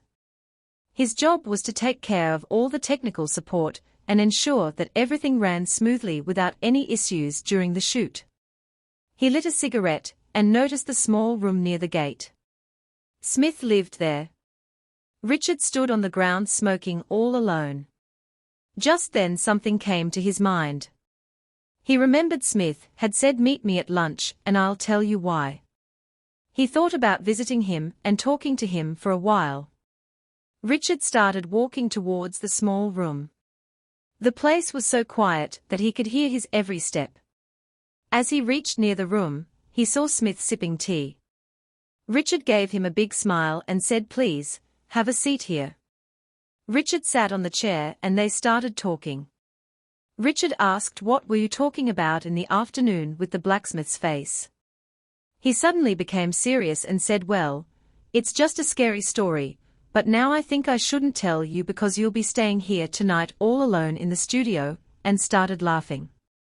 Richard understood that Smith was indirectly calling him a coward, so he became more determined and forced him to tell the story. Smith finally agreed. Last month, the production team of Big Brother renovated this place to shoot the ongoing season. Before that, this place had been abandoned for about 5 or 6 years. The security guard who worked here before me told me this very scary story about this place. He said a few years ago, this place used to be used for auditioning newcomers and shooting small film scenes. There was a beautiful girl named Kathy who came for an audition for a film. James was a junior manager here at that time. He already had a bad reputation for flirting with women at work. People say he promised to give her a big break in the film and trapped her in his love. They were always seen together on the set. But after a while, James' interest shifted to another girl. He eventually dumped Kathy and told her to leave this place. One day, at night, James was working late in the studio when Kathy came to talk to him. The security guard knew her and liked her for her polite nature, so he let her pass through the gates where she went into James' room and started crying, feeling betrayed. They had a terrible fight and the next morning, the guard found her lifeless body floating in the swimming pool at the back of the studio. People say she committed suicide. Sadly, James had good connections, so he didn't face any criminal charges. Richard asked, "That's sad, but what's scary about this story?" Smith showed him the house and said many people have seen a woman floating upside down in the pool of this house. They initially thought it was a corpse, but when they went to call others and came back, there was no one in the pool. Many believe the ghost of the girl still haunts this place. Richard laughed loudly and said, "These are just rumors. I have worked alone late at night on many sets, there are no ghosts. You have to try harder if you want to scare me." Smith smiled and didn't say anything more. Richard looked at his watch and said, "It's 8 p.m, I should get back to work, but call me if you see any ghosts around." He left the room laughing.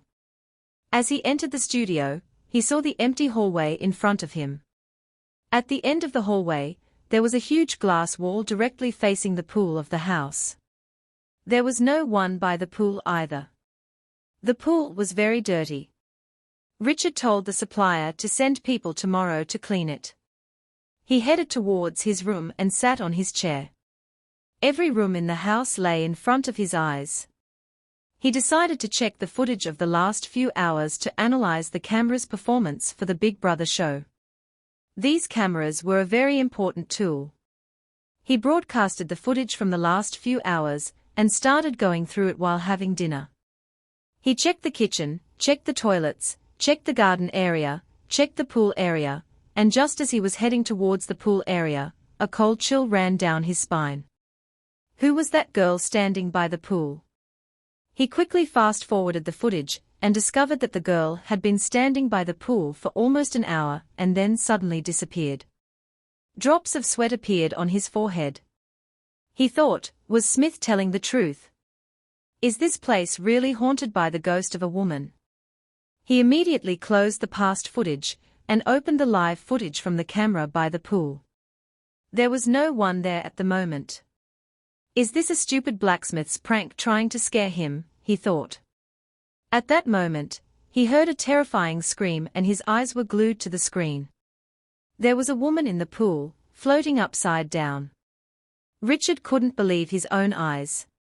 He ran towards the glass wall of the hallway, and what he saw made his skin crawl with fear. There was a woman floating in the pool. Her body was lifeless, said Richard in a scared, low voice. "Oh my God." Suddenly, the woman raised her face. Richard had never seen such a terrifying face. The skin of her face was pale and decaying. Her large eyes were almost popping out of their sockets. She looked at Richard and opened her mouth. From her dark and hollow mouth, maggots started coming out. Richard fell to the ground in fear. He wanted to scream, but no voice came out of him. The woman stood up and slowly walked towards the glass wall. She was now standing near Richard. The glass was the only division between them. She had her nails hanging from her rotten fingers. She looked extremely terrifying. Her hair and clothes were soaked in water. She continued to stare at him and then started laughing. Her voice was truly terrifying. Richard felt like the glass would shatter with her voice. He got up and started running towards the door for his life. As soon as he stepped out of the house, he ran like a madman towards the blacksmith's room. Smith was shocked to see Richard so terrified. Before he could say anything, Richard fainted on the floor. Richard was admitted to the hospital. He stayed there for a week due to a high fever. He never returned to the Big Brother set. He terminated the contract, stating poor health. Smith visited him in the hospital, but Richard didn't say a word to him. Everyone thought Richard had lost his mind after hearing a scary story and had made everything up. Until today, Richard sees nightmares in which he stands near the glass and that horrifying woman's figure is looking at him and laughing like a maniac. My parents used to argue all the time. I was in high school at the time. One day, I couldn't take it anymore and stormed out of the house. There was a small beach near our place. We often used to walk there at night. The cool breeze coming from the sea would calm me down. Whenever I was stressed, on the beach stood an old abandoned house. Every time I came to the beach, that house somehow attracted me, but I never went inside.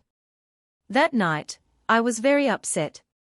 I had a lot on my mind, so I thought of smoking inside that house. Since the police patrolled the beach at night, it was a wooden 2-story house. We grew up around it. Even though the door was locked, I found a broken window to enter. The window led to a small room on the ground floor. There was a worn-out bed, a broken chair, and a lot of dust and debris scattered on the floor. In this room, there was a long corridor leading to a hall and stairs leading to the rooms on the first floor. I had been on many camping trips and solo trips, so being alone in this old abandoned house didn't bother me. At first, I grabbed a box lying in the corner of the room and sat on it, placing it near the window through which I entered the house. The wind played with my hair, and my troubled mind started to calm down. When I heard someone's whispered voice, I was a little high, so after looking around the room and finding nothing, I ignored it, thinking it was just my mind playing tricks on me. The waves of the sea accompanied by the moonlight made the view from the window soothing and dreamy. I don't know how long I sat there like that, but my attention shifted with a very unexpected event.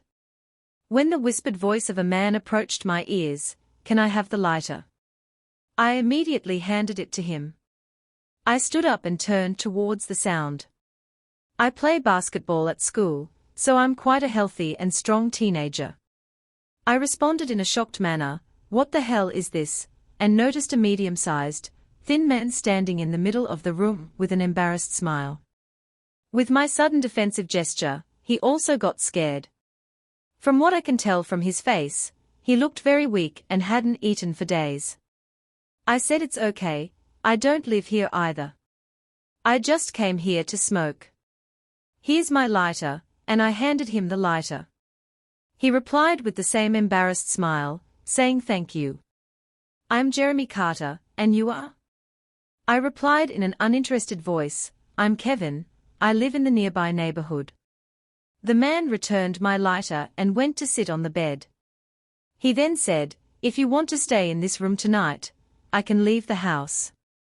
It won't be a problem." I still looked at the sea and replied that it wouldn't be necessary. "I'll leave after some time." I asked him how he got into this area. He replied that he came out of the house from the back and entered through the balcony on the first floor. We started talking as he seemed harmless. The man took the first puff of the cigarette and coughed a bit.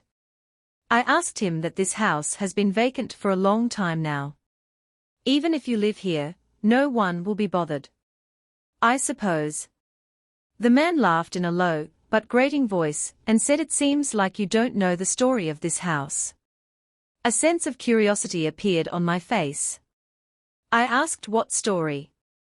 The man exhaled smoke clouds and said this house used to belong to an elderly married couple. The couple didn't have any children. People say this sense of emptiness created problems between them. The woman used to fight all the time. It became so bitter that the husband often spent the night outside. One night, in front of the house, it was raining heavily. The husband came home after being really drunk. He shouted his wife's name loudly. He expected a lot of hurtful things, the toxic ramblings of his wife. But this time, the house was in deep silence. No matter how many times he called her name, she didn't respond. He ran to the upstairs room and found his wife's lifeless body hanging from the ceiling. Even though his wife made his life miserable, he still loved her, people say. The husband also committed suicide in that same room. I smiled and said, "Well, every house has a story. It's horrible to hear, but it happened a long time ago. Why is it a problem now?"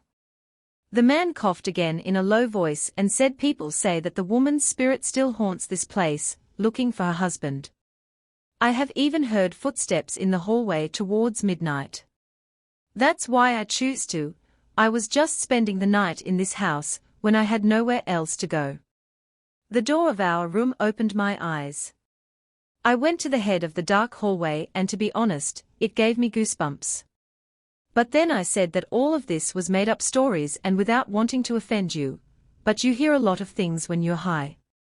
I laughed to break the uncomfortable silence in the room and asked what the upstairs room looked like. The man said it was messy and disorganized, but in better condition than this one. I said I had never been upstairs, in fact, I just entered this house today. The man immediately stood up and said in a panicked voice, "You should never go upstairs. She will never like that." Before I could ask further, the man rushed towards me and said in a panicked tone, "Do you hear that?" The man stood very close to me, which also scared me. I said in a broken voice, "What do I hear?"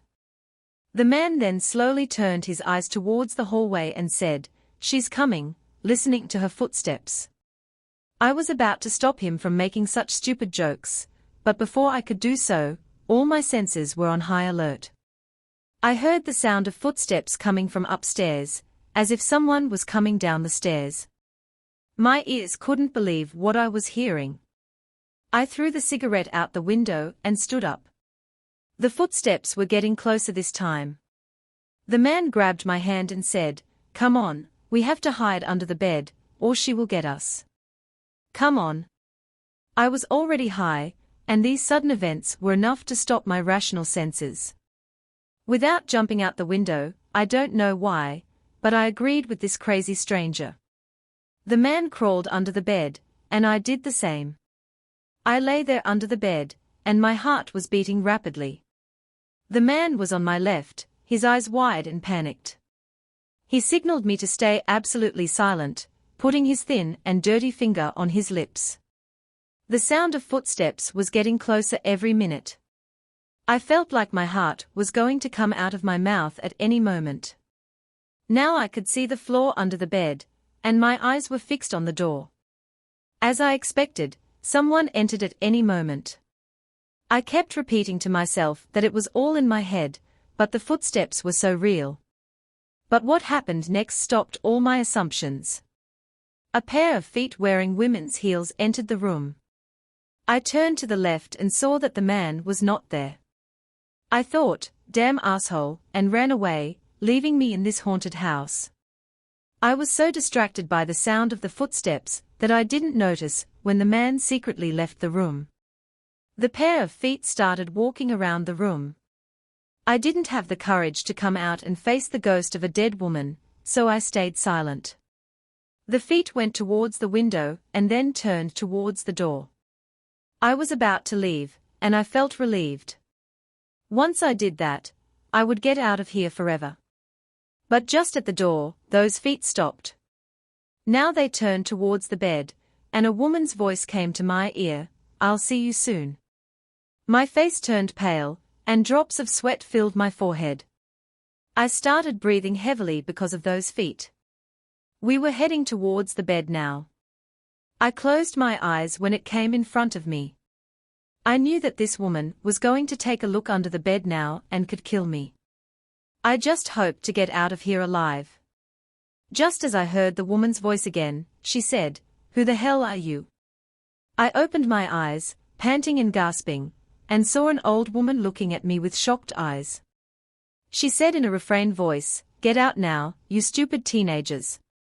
I turned my head and started banging it, as if someone had swept the ground from under my feet. All this time, I was with a ghost, and I couldn't think anymore. I immediately ran out of the house. The woman stood near the window, cursing me for playing such a stupid joke on her. A few days later, I was talking to my father when I asked him about the beach house. My father told me the exact same story that Jeremy Carter had told me that night, adding that many people had seen the ghost of the husband. At that moment, I was sure that the man who introduced himself as Jeremy Carter was the deceased husband. But my father added a little more detail to the story. He said that many townspeople claim to have seen the ghost of an old woman as well, who roams the house at night, and if you encounter her, she will introduce you as Jeremy Carter's wife and try to sell the house. I still can't believe that I had an encounter with two haunting spirits in that abandoned beach house. I have never been to that place since then, so I am still in shock after that incident. But I think sharing this incident is important. I am Molly, I live in a small town in West Virginia. The people in our town are often kind to each other, and there is hardly any disturbance here. I often hang out with my friends after school. Being a teenager in high school is difficult, especially when you are looking for adventures, which are hardly possible in our boring town. Our school is located near the woods. One day after school, my friend Joe and I were sitting on the school grounds. Suddenly, Joe pointed to the woods and said, "Look, isn't that Tim?" At that moment, I followed his eyes and saw my friend Tim coming out of the woods and walking towards us. I was a little surprised to see him there. As he approached us, I saw that his eyes were red and realized that he was high. I asked him, "What are you doing here?" Tim replied in an eccentric tone, "Just having fun." Then he started laughing. Joe asked him, "What do you have, man?" Tim smiled and showed us some pills in a small plastic bag and said, "I just met a guy last night. He sells really good stuff, you know. I went to get more from him today." It wasn't a very alarming thing to react to because I also smoked marijuana with my friends. But I was worried about Tim seeing this perfect stranger in isolated places to buy drugs, which is not safe at all. I said in a worried voice, "Do you know this guy? Isn't it a bit unsafe to meet him in isolated places?" Tim mocked me and said, "Well, good people like me can't buy drugs at a local store, Wanda." Tim and Joe started laughing at me. They were good friends, so I didn't pay much attention to their little jokes. We all went home, and the day went on as usual. I was sitting in my room, trying to study, when I received a text from Joe. The text said, "Barbecue dinner at my place tomorrow." I already told Tim. "See you tomorrow." As I already mentioned, we live in the same town, and our houses were close to each other, so our families were quite close. I told my mom about the dinner invitation at Joe's house, and she agreed. Tomorrow was Saturday, so I was looking forward to having fun with my friends. The next day, I got ready and went to Joe's house with a homemade pie made by my mother as a gift. Joe's family organized a barbecue in their backyard. The three of us sat in a corner and started eating grilled meat. Joe's parents were busy with their own things, so it was just the three of us relaxing in the garden under a starry sky. We were talking about school gossip and all that when Tim said, "I'm going to meet that guy again tomorrow night. He said he has really good stuff." Joe said, "So you're meeting a drug dealer in the woods at night? That's a risky time." Tim replied nonchalantly, "No, this time he asked me to meet him under the Colchester Viaduct around 7:30 p.m. Joe and I looked at each other, and Joe, with a pale face, said in a very surprised voice, "Wait, does that mean you'll be waiting alone at night under the Rabbit Bridge?" Tim started laughing mockingly, and I said, "Oh my God, please don't be so stupid. The rabbit is just a made-up story to scare kids." The Bunny Man is an urban legend that originated from two incidents in Fairfax County, Virginia in 1970, but it spread throughout the Washington, D.C. area. The legend has many variations, most of them involving a man wearing a bunny costume, who attacks people with an axe or hatchet and stabs them to death. Most of the stories happen around the Colchester Overpass, a railroad overpass that unfortunately is located in our town. Every child and adult in this town is aware of this legend. Some say that the Bunny Man, who was actually a serial killer, died a long time ago, but his spirit still haunts the tunnel under the Colchester Viaduct. I was a little scared by the whole conversation, so I got up to go inside. "Come on, guys, let's go inside too. It's very dark out here," I said in a weak voice. "Or the Bunny Man will come and stab us." Tim mocked me and started laughing. I lost my temper a little this time and said, "Well, you think you alone can handle thrills and danger. I'll go with you too." Joe awkwardly said, "Guys, I don't think this is a good idea. Tim, why can't you just tell this guy to meet you somewhere else? But we had already passed the point of discussion, so I said, we are going with Tim, too, and that's final. We had dinner at Joe's, and Joe went home. I decided to meet Tim the next day around 7 p.m. I didn't tell my parents the whole episode because I knew they would be really angry if they knew we were going to the Bunny Man Bridge. I took my flashlight and for safety reasons, I took my father's hunting knife with me. I just wanted to be prepared to face any danger. I met Joe and Tim on the way, and we all started walking towards the Bunny Man Bridge.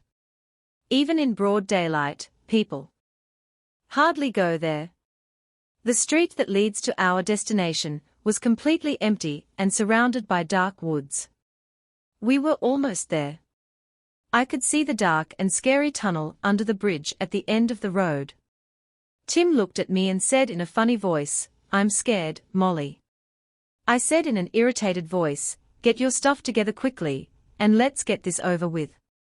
Tim called that man and said hello to him. We reached "Where are you?" I don't know what that man said on the other side of the phone, but Tim told us that he was on his way and we had to wait for a minute or two. We walked towards the tunnel and stood there. The bridge was above our heads, and the tunnel was really dark. There was no sound except for the wind and the chirping of crickets all around.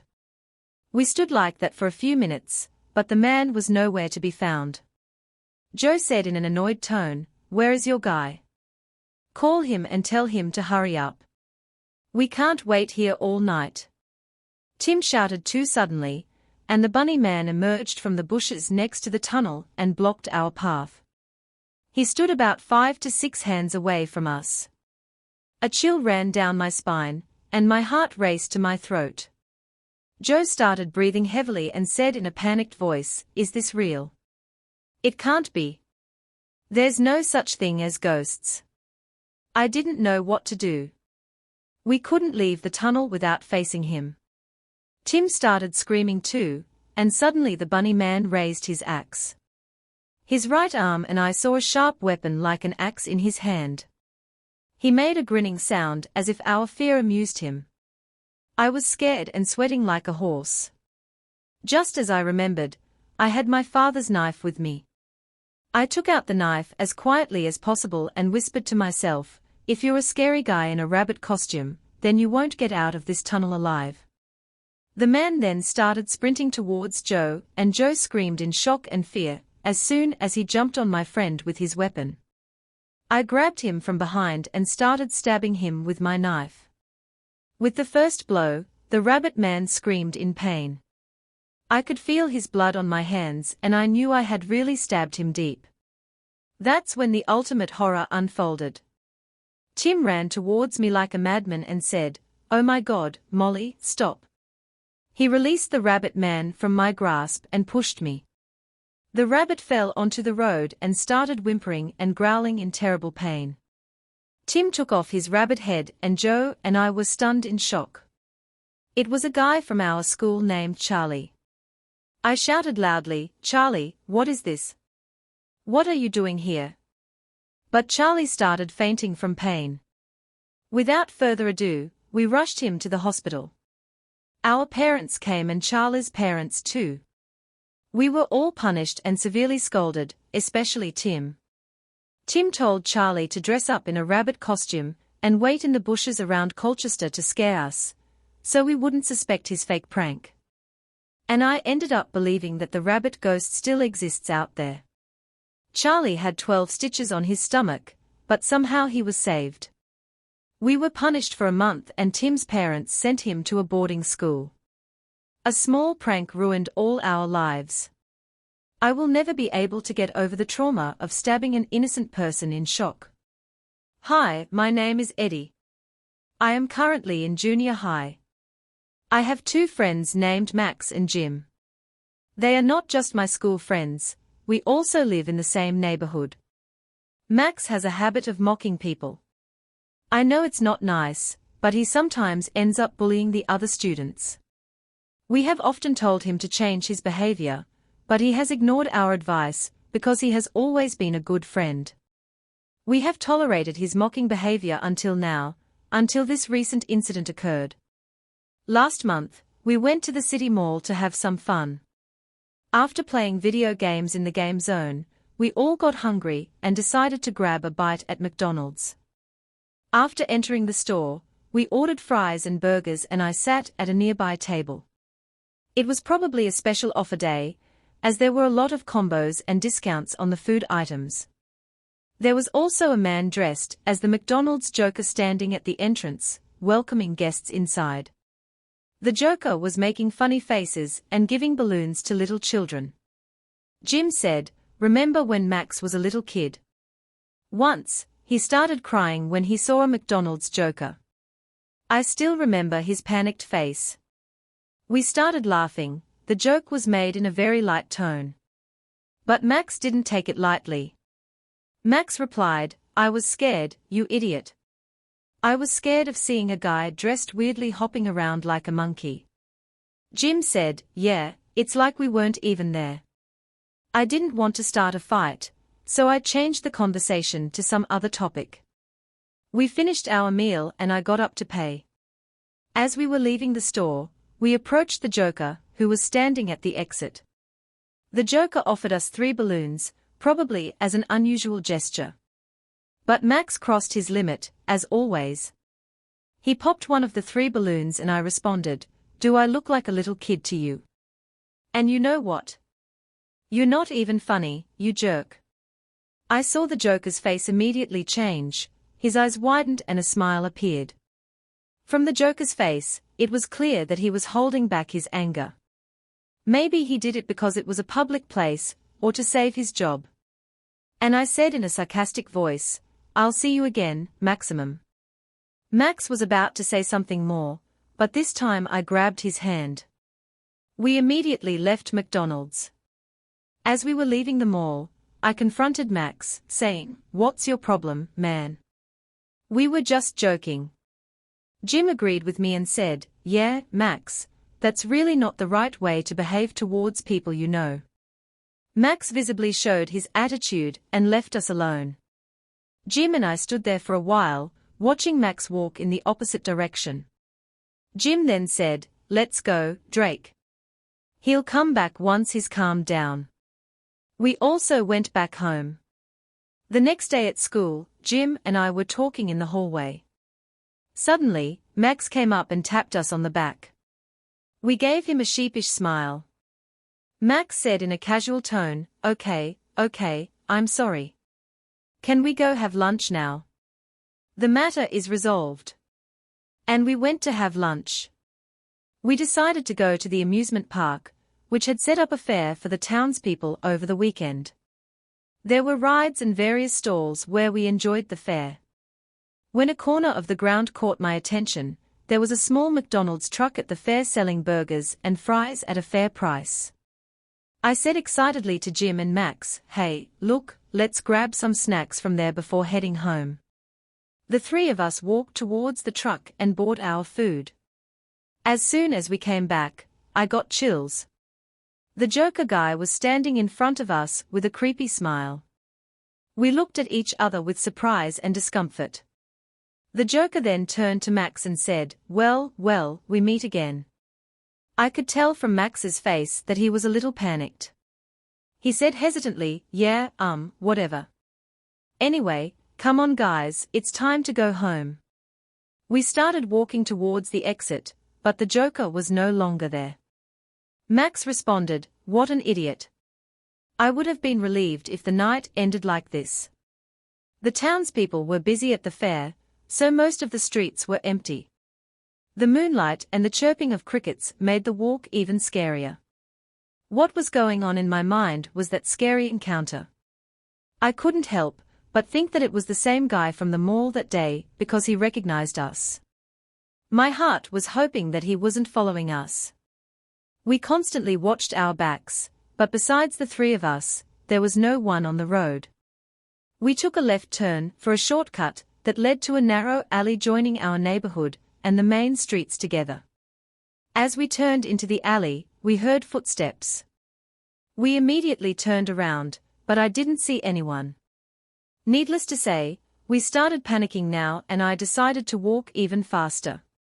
But as soon as we turned back to face forward, our hearts stopped beating. There was a figure dressed in the McDonald's Joker's clothes blocking our path. There was a distance of 10 to 15 hands between us and him. He laughed and said, "How did you call me that day, Max?" Now Max was covered in sweat. He said in a trembling voice, Don't you dare hurt us. You a monster. Get out of our way or I'll respond in the same way to the laughing Joker. Or what will you do?" And I started laughing like a maniac. Jim and I were also terrified, but we didn't see any weapon with this guy. We were just thinking about our next move. That's when Max did something extremely dangerous. He picked up an empty beer bottle lying in the alley and threw it at the Joker's face. The bottle hit him so hard that it shattered into pieces. I screamed in horror, saying, "Oh my God, Max, what have you done?" Max said in a firm voice, "How dare you scare the Joker?" I stood there in silence. He didn't scream, he didn't move away. He just stood there like a statue and started sobbing as blood from a child's mouth flowed. I said in a shaky voice, "Please, let us take you to the hospital. It's all a misunderstanding, listen." But the Joker lifted his head, and his sobs turned into psychotic laughter. He then picked up some of the broken glass debris from the ground and said in a spine-chilling voice, "You want to see something funny, Max?" Our eyes widened, our hearts pounding like a mad horse. We had no idea what he was going to do next. That's when Max did something extremely dangerous. He picked up an empty beer bottle lying in the alley and threw it at the Joker's face. The bottle hit him so hard that it shattered into pieces. I screamed in horror, saying, "Oh my God, Max, what have you done?" Max said in a firm voice, "How dare you scare the Joker?" I stood there in silence. He didn't scream, he didn't move away. He just stood there like a statue and started sobbing as blood from a child's mouth flowed. I said in a shaky voice, "Please, let us take you to the hospital. It's all a misunderstanding, listen." But the Joker lifted his head, and his sobs turned into psychotic laughter. He then picked up some of the broken glass debris from the ground and said in a spine-chilling voice, "You want to see something funny, Max?" Our eyes widened, our hearts pounding like a mad horse. We had no idea what he was going to do next. He hugged me tightly and left. I still regret not telling him about Daisy's plan. God knows if I had, it would have saved her from a horrible incident the next day at school. My sister was planning the party, and I was just there with her. She invited 6 or 7 people. After we got home, Daisy said, "Let's go, Marv." I said, surprised, "Where?" She replied, "Home. We have a lot of work to do. I need to clean and decorate the place for the party tonight, even though I don't plan on going inside the house." My sister made me do it anyway. Dad did a great job with the living room. The floor was brand new and the walls of the house finally looked in good shape from the inside. But as soon as I took the first step, a shiver ran down my spine. It was a hot summer afternoon, but I don't know why I felt cold inside the house. My sister entered normally. She turned to me standing on the doorstep, worried eyes, and said, "What happened? Come on, let's hurry." We started setting up. I strung up some chains and listened to the music player. Daisy started cleaning the couches and went upstairs to the right side staircase that led to the upstairs bedrooms. I went upstairs. The first floor was worn out, repairs hadn't started here yet. A dirty and torn curtain hung on the window at the end of the hallway. I was there when suddenly I felt like someone was breathing on my neck. I immediately turned around, but there was no one. I didn't tell my sister about this incident because I knew she wouldn't believe me. We got home around 8 p.m., 2 cars stopped near our house. I saw from my window my sister and her friends heading to the abandoned house for the party. Daisy turned to me and gestured for me to go to bed. I couldn't stop thinking about the unsettling presence I felt in that house. I don't know when I fell asleep, but suddenly I woke up with a loud scream. I recognized the voice, it was Daisy. I ran to the house, it was already 11 p.m. before I could enter. I saw 2 or 3 people carrying my unconscious sister out of the house. They took her to her room and laid her down on the floor. She was completely unconscious. I asked the blonde girl what happened to my sister. She replied in a tense voice, "We don't know." Daisy went upstairs for a minute, and then we heard her scream. She didn't hear it, but I guess she understood. She got scared and fainted. I was all alone and didn't know what to do. Then I saw a guy from the group say, "Don't worry, she'll be fine tomorrow morning. She probably got drunk and hallucinated something in this old house. Let her sleep. If you need help, call one of us and we'll come right away." Then they all left. I didn't call my father because I was already guilty of hiding information from him. Daisy slept through the night. After that night, Daisy started transforming into a completely different person. She stopped going out, she sat by a bedroom window, and kept staring at the abandoned house all day. My father and I panicked seeing her strange behavior. She muttered like a mad person while looking at the house, as if she was singing something at super speed. Sometimes she even laughed to herself, as if she was talking to someone. My father called one of his friends, who was a psychiatrist, to examine Daisy. He conducted a therapy session with Daisy, but before the session ended, Daisy jumped off the couch and bit a piece of flesh from the doctor's neck. I laughed like a maniac. It was a vicious sight to watch. A piece of flesh covered in blood hanging from her bloody mouth, and her eyes were so wide that they could pop out at any moment. Every time we consulted a doctor, she started behaving violently. My father couldn't sleep at night, we were tense and there was no way to cure what she had. Then suddenly one evening, I told my father about the incident with the old house. He became paranoid and started scolding me for hiding this fact all this time. We were arguing in the living room when we heard a strange chewing sound. The sound was coming from Daisy's room. We rushed to the room and as we slowly opened the door, my heart sank in my stomach. Daisy was eating a dead rat sitting on the floor of the room. I couldn't tell if it was my sister or a possessed creature. She looked at us and started whispering something. Her eyes were moving frantically, and suddenly her eyeballs turned inward. She stood like a dog with completely white eyes. I screamed and ran into my room. My father called the paramedics, and I watched them take my sister away. She was tightly strapped to a stretcher, as if they had caught a wild animal. Daisy was screaming and swearing like a maniac. The doctors couldn't tell what had happened to her. They just thought she suddenly went crazy. But I knew it had something to do with the house. I searched the house and collected messed up information about it. The previous owner of that house was an old madman. His sons left him there to die in his old age. During his last days, he would scream and curse every human being. The locals told me he was so violent that no one could enter even if they wanted to help the old man, who was running out of food and water. The old man ate whatever he could get and even drank his own pee. I repeatedly told my father to take Daisy for an exorcism, but he didn't believe me. It's like he didn't care about what I said after I hid Daisy's fainting that night out of anger and frustration. One evening, my father set fire to the abandoned house. He was fired from his job, and now he lives with one of his old friends. I study and work to continue my life. I only see my father when we go to visit Daisy, but Daisy is no longer violent. She rarely says a word, she just keeps looking out from the window of her cabin all the time. I'm only 14 years old, but I'm very tech-savvy.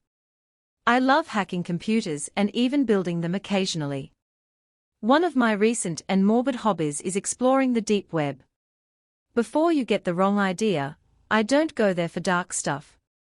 Well, I do, But it's not that kind of stuff you're thinking of.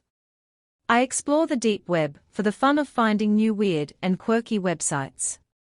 I find them and catalog them for my personal pleasure.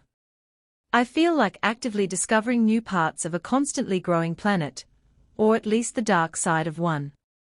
Despite it being the deep web, most of the sites I come across are mundane and uninteresting. For example, a 9/11 conspiracy site, a dating site for white supremacists, and a site dedicated to assassinating the president. Boring stuff. But there are other interesting ones, like a marketplace for selling various personal effects of serial killers, a site for worshipping a strange cult called the Red Wolf Clan, and a site for violent Hitler fan fiction, just to name a few. These are the kind of sites that pique my interest or make me laugh, giving them a place in my catalogue of oddities. During my usual hunt for the unusual, I stumbled upon a site called Parent Snatcher. The layout was very simple, and it looked more like someone's Tumblr page rather than a deep web site. But I wanted to see what it had to offer. As I read its content, I found very little to satisfy my hunger for the strange and obscene. It was just a list of pronouns and numbers paired with links to eBay listings for sale on the surface web.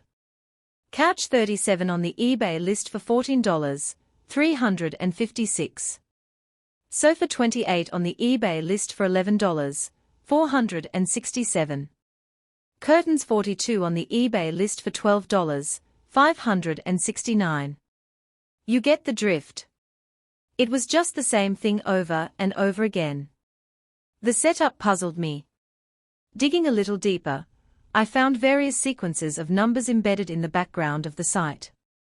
Being a fan of encryption, I wondered if it could be some kind of code. I noted down the series of numbers and ran it through one of my many code-breaking programs that I had on my computer. After an hour or so, a message appeared, "Welcome to Parent Snatcher. Need a new mom or dad? Not satisfied with the one you have?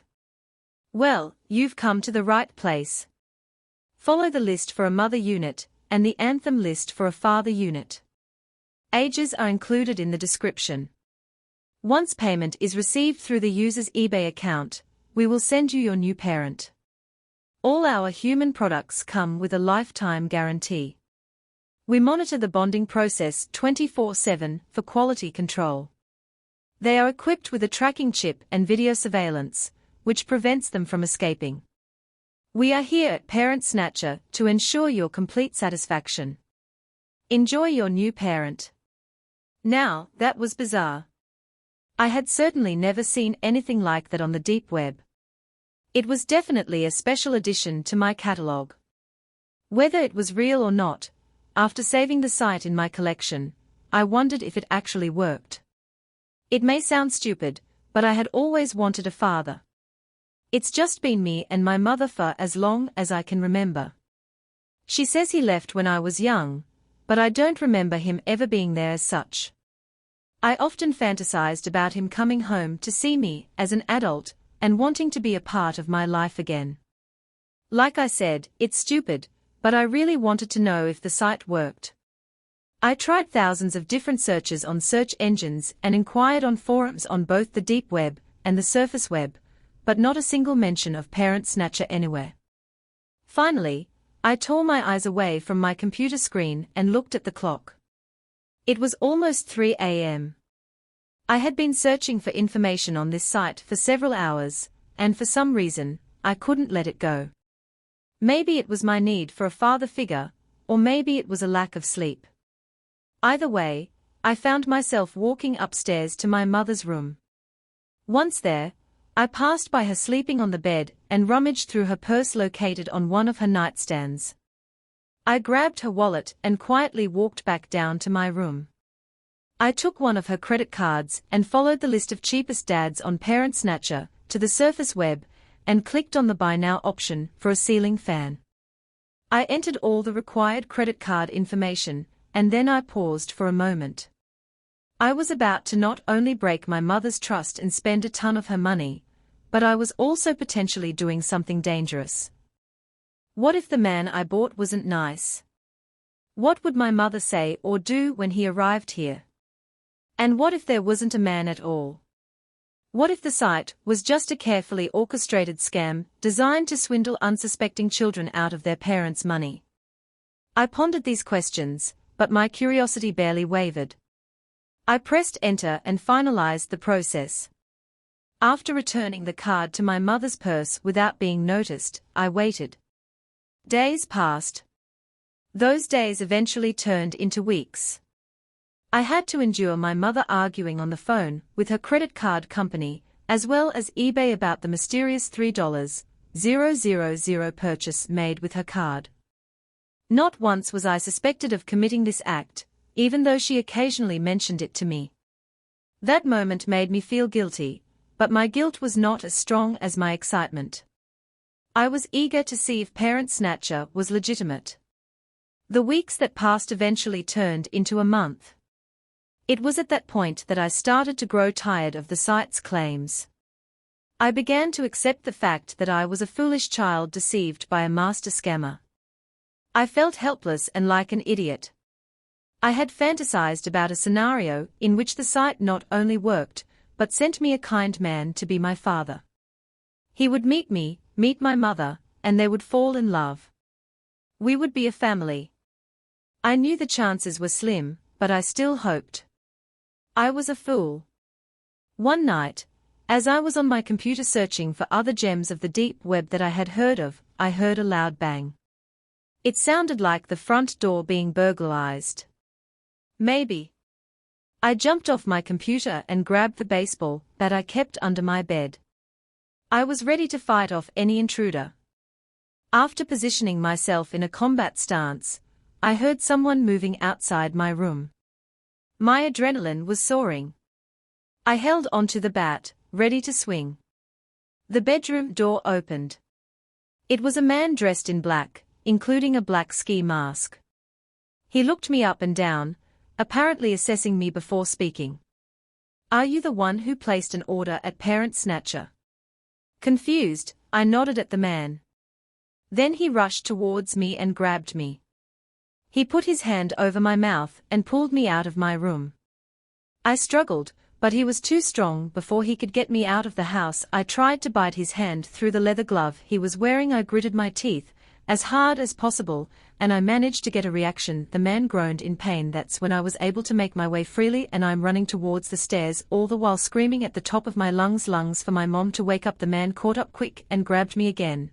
But my cries for help were effective. My mom got to the top of the stairs just in time to see what was happening. My mom screamed and dropped flying down the stairs faster than I've ever seen anyone move in my life.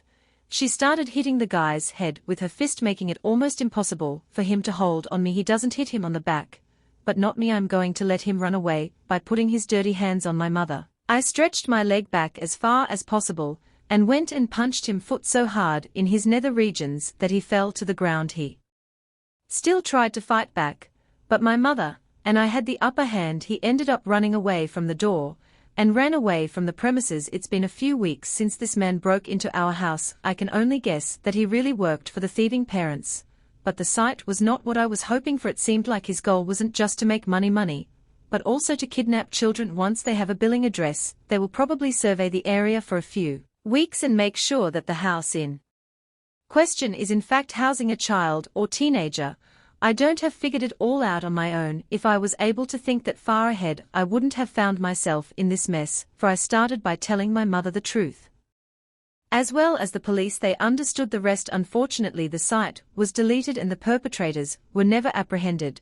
The cops are still on the scene. Be careful, however, and I offered my mother and me a detail from the police new security system, so despite the ordeal, we sleep. Although what would the thief parent have done if they had actually captured me? The police didn't give me any information on that, but I'm sure they did. Told my mother I already have a good guess in some sort of child trafficking ring. I'm sure you can piece together what would have happened. Luckily for me, I wasn't captured, so in the together I learned a lot, almost being kidnapped. And one thing is for sure, I will never visit the deep web again as long as I live. I am Noah. Last year I opened up to my parents about my sexual orientation in letting them know I am gay. I consider myself pretty lucky, as my parents supported me. I'm currently 24 years old and working for a software company. I recently went out with a guy for a few days, months, but somehow another we both decided to cancel because it wasn't working as expected, so it will be for casual dating. I started using Tinder. After 2 to 3 days of searching and swiping left, I was matched with a guy by the profile name Leon the Wolf. People these days use a lot of weird names to get followers on social media. The profile picture was of a tall, handsome guy we accidentally dated to be a match, and that's how we started talking. The guy told me his name is Leo and he works in a garage as a car mechanic. The more we talked, the more I realized he is charming, and he also talked about sexuality in his final year to his mother, but his mother cut it all off contacts with him after. Hearing that, I felt pretty bad the guy, because some people in the world think that being gay is some kind of illness, when it's just another expression of love and choice. Anyway, we talked for a few days, and every time he brought up how bad he felt about his mother's behavior, I always supported him and tried to encourage him to accept his true me. One day I told him we should catch him standing sometimes. I thought he would be happy to meet me, but his answer surprised me a little. We were on a call when I asked him that, and he replied, well, I think I still need a little more time. If you don't mind, we can wait for more days. I immediately understood his discomfort, and I said, oh sure, none problem. Take your time. A week passed and we continued talking as usual. One evening I was coming home from a friend's house. I was walking from the sidewalk, and there were very few people in the story. It was already late, so I was walking fast to get home as early as possible. It was a full moon night and the crickets were chirping in the distance. I was about to take the turn leading to my house when I felt that someone was following me.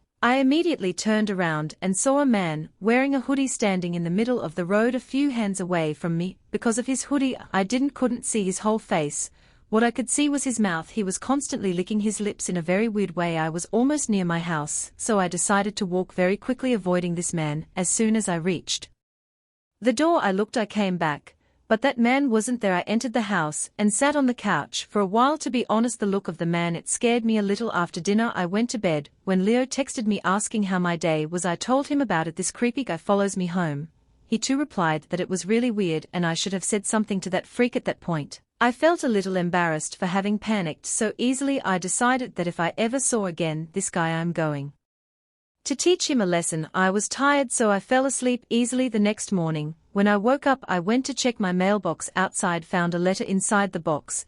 As I opened the letter after entering the house, my heart drowned in horror. The letter read, next time, when I see you again, you won't come home alive. I was sure it was from the scary asshole of the last time night. My mind was terribly disturbed this whole day. I decided to go to the cops with the letter before going home. That evening I thought, before the guy tried to hurt me from any way, I should go to the police and ask for protection. While leaving the office, I got a call from Leo. He said, hey, where are you? I told him about the whole matter, and I said I was going to the police station. Leo told me, oh my god, I can't believe this scary guy will have such audacity. Anyway, you will go to the police station, so I will cancel the plan tonight. I have asked what plan. He said in a shy voice, actually, I was thinking I should invite you over for dinner tonight. I am ready to take everything we share to the next level. At that time I really would have need some good talk and dinner with a friend, so I said, okay, I can come. It's okay, actually give me some peace of mind. Leo laughed thoughtfully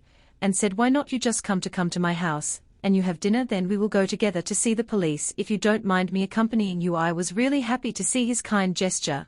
I immediately agreed to meet him for dinner. He gave the address of his house, which was quite close to my workplace. I took a taxi and arrived at his house in 15 minutes. Leo stood at the door. He was smiling at me and welcomed me into the house, where he was handsome and a cute smiling face, on which I sat on his couch. He gave me a glass of wine, and we started talking. I told him about my life and my family, while he also shared funny incidents. We finished the first glass of wine. He poured me another one. Then he said, what does this man look like? As I took a few sips of wine, and I said, well, I didn't see his face, but he was licking his lips in a very weird way. Before being able to talk about this incident, since last night a real horror was unleashed before my eyes. Leo smiled and I said, interrupting me, you mean like that? Then he started licking his lips the same way the man did last night. I got up with sweat appearing on my forehead. I fumbled in terror. Oh my god, it was you, tricked me. I was about to running towards the door, but my legs felt heavy and my eyes started to slowly close. I realized he had drugged me with wine, but before I could do anything I passed out on the floor, when I woke up to find myself lying on the floor. My hands and legs were tied with ropes. Leo was standing in front of me with blood-red eyes. There was a hard knife in his hand. He smiled at me with angry eyes, and said, "I told you won't go home one day. Lie this evening," I said, in a panicked voice. "But why are you doing this? Why, do you want to kill me?" He licked his lips and I said, "My mother died in shock when my brother spoke about his illness, sexuality. I lost it to people like you. Guys are sick at the time." He was saying all that crazy stuff to me. I managed to free my hand, but I still kept sitting there quietly. I don't know why. Suddenly my parents' face appeared in front of my eyes, and I regained my courage. Leo shouted and said, "I will kill every one of you." He started walking towards me with the knife. But then I said in a firm voice, "If anyone is sick in this world, it's good you're a psychopath." The next moment seemed like lightning. He jumped on me. I make an evil scream, "No, I will get you killed, .. But before he could stab me, I kicked him in the chest and he fell. His back without wasting a single second. I chose on the metal facade of the table by the couch, and hit his head with the blood started pouring from his forehead. As he passed out, I handed him over to the cops that night, and he came home afterwards. He is now rot in prison for a charge of attempted murder. Surprisingly, after this case was reported in the local newspaper, the high school student came to the competitions reporting that the same man tried to lure him into his house. The boy was shy at the time to open up about his sexuality, so even though this __ tried to attack and kill him, the boy didn't go to the police. I managed to escape somehow. To all these creepy retards like that man, I want to make it clear no one has the right to tell anyone how to live their life and who to love. So crazy homophobic psychopath, pray to God we never see each other again, because that if we do it this time you won't come out of the meeting alive. Hi, my name is Sarah. I was raised in a foster home with 3 other children. Needless to say, an orphan's childhood can become quite difficult compared to the others. The children sometimes. Miss Lestrange, who took care of us, was not a very nice woman. She starved us and forced us to do chores and local shops to make money. For her, we lived in a dark suburb where people didn't hardly cared about each other. The standard of living in our locality was not at all healthy. Homeless people lived all over the world, alleys and all kinds of crimes where it happens from time to time. There was a boy named Robbie who also lived with me. Robbie and I were the same age at the time, so whenever we were saving money for ourselves, we would go to the local McDonald's store secretly. One day, Robbie and I were sitting at McDonald's waiting for our food to arrive. Suddenly Robbie said, "Look, it's him." He pointed to a table nearby. It was a big bony guy sitting at the table. I saw this guy over early at our locality. He looked at us with a serious face, and then I got busy with his phone again. I said, "Robbie," in a low voice, "do you think he is going to tell Miss Lestrange about us?" Robbie has laughed and said, "Come on, Sarah, he's a drug dealer. He's a lot busier than you and me." Even though we've had a rough life, Robbie was always a happy guy. It wasn't obvious that this guy liked drug dealing, but we saw him arrested several times by the cops from our living room window. When we finished our meal, we came home. A week passed at home and Miss Lestrange fell ill from the fever, so we were all relieved from her torture. For a while we didn't have to pay her for a week, because her boyfriend came to take care of her for a few hours every day. This man was nice to us. One evening everyone was asleep and Robbie and I ate very little that day. The other 2 kids were a lot younger than us, so we gave most of our food to them. Around midnight, Robbie woke me up and said, "Sarah, I'm very hungry. Let's go to the nearby McDonald's store." Eating too much junk food was not good, but McDonald's is the only food store it's open 24/7. It was also within our budget. I got out of bed, and we snuck out of the house. The suburbs are more prone to crime activity at that time, but we had no other way to make it work. From the middle of the street up, avoid any dark corner. Many children in our area are kidnapped and trafficked by criminal gangs. After 10 minutes of walking without problem, we reached the McDonald's store. The store had no other customers. We entered and walked towards the counter. There was no one at the counter either. Robbie said in a low voice, "Someone here to take our order." Suddenly a deep voice came from the back, "What do you kids need?" The voice shook us immediately, and we turned around in fear. It was this tall bony guy wearing a McDonald employee costume. He probably went out to smoke, because as soon as he entered the store, a foul smell of burnt cigarettes in the air. I said in a hesitant voice, "Are we?" "We would like." The guy slowly walked towards the counter and handed us the menu board. I got a little scared, so I Rummaged around. Robbie ordered burgers and fries. The guy told us to go sit there. I'll bring it on the food. We quietly went and sat at the table by the corner. Robbie started saying, God knows when we can get out of this place. Sometimes I feel really angry at my parents, who left me on the path to living a life like this. The guy was wearing a McDonald's cap so I couldn't see his eyes, but it was like he was listening to our speaks. After a few more minutes the guy brought us the food, 2 cups of Sprites, and said, eat, the food is for me, Robbie, and I was not at all ready for such a nice gesture from a guy like that, but it was like if we had ended up assuming a lot of negative things about people before really getting to know them. We finished our meal and got up. The guy came and took our plates and said, how many of you live with Miss Lestrange? Robbie said, at the moment there are 4 of us, but there was a girl from 16 years ago. Miss Lestrange said that she ran away pregnant also. The guy's face immediately changed color, and his voice started to change. Angry too, he said, Millie didn't run away, this old witch killed her. Even though we were 10, we knew what he meant, and our face turned pale. I could tell from his angry eyes that he hated Miss Lestrange the most at that time. Said a very surprising thing which scared us both. He took off his cap and said in a firm voice, do you want to get out of here? The guys? You want her to be punished for what she is doing to you? I don't know why. Tears ran down my eyes, and Robbie replied with a sad face, she is never nice to us. But where can we go? The guy didn't say anything. He came back to the computer and told us to go home. All night I couldn't sleep. Robbie asked me the next day, do you think this McDonald guy can help us? I looked with worried eyes and said, Robbie, are you crazy? This guy is a criminal himself, and what if we got in more trouble because of him? Robbie nodded, and we went to work that day around 5 p.m. We were returning to the porch. Light of our house was visible from the streets of the light. I saw a guy from McDonald's handing over food to Miss Lestrange, who I recovered a little at that time. She took the food and paid the guy. As we approached the house we realized it was the same bony guy. He smiled at us and left. I ran inside with Robbie and I asked Miss Lestrange what was he doing here, to which she replied in a very irritated tone, like delivering food. Are you blind? I didn't do it. Say anything more. She then sat in the living room couch and started eating her hamburger while watching TV. I came back to my room. Everything was fine, as usual, when suddenly a young boy named Joe. I started crying, saying, Miss Lestrange coughs blood, Robbie, and I immediately heard this and ran downstairs. It was a vicious sight to see 2 10-year-olds and 2 6-year-olds. We stood there with white eyes, panting, and I saw Miss Lestrange spitting blood all over the sofa, choking on food in her mouth. She was coughing terribly, as if not being able to breathe. What happened next was definitely not our plan, but until today, every time Robbie and I talked about this incident, he told me it happened for our own good. Lestrange looked at us and said in a muffled tone, call 9, call 911, call 9-1 to 1. I was about to run to the phone when Robbie shook my hand. I said in a testing voice, what are you doing? You need to call help. He squeezed my hand even tighter and said, take Joe and Kitty to their rooms straight now. I couldn't believe that came out of Robbie's mouth. I said in a horrified voice, but Robbie, she's going to die.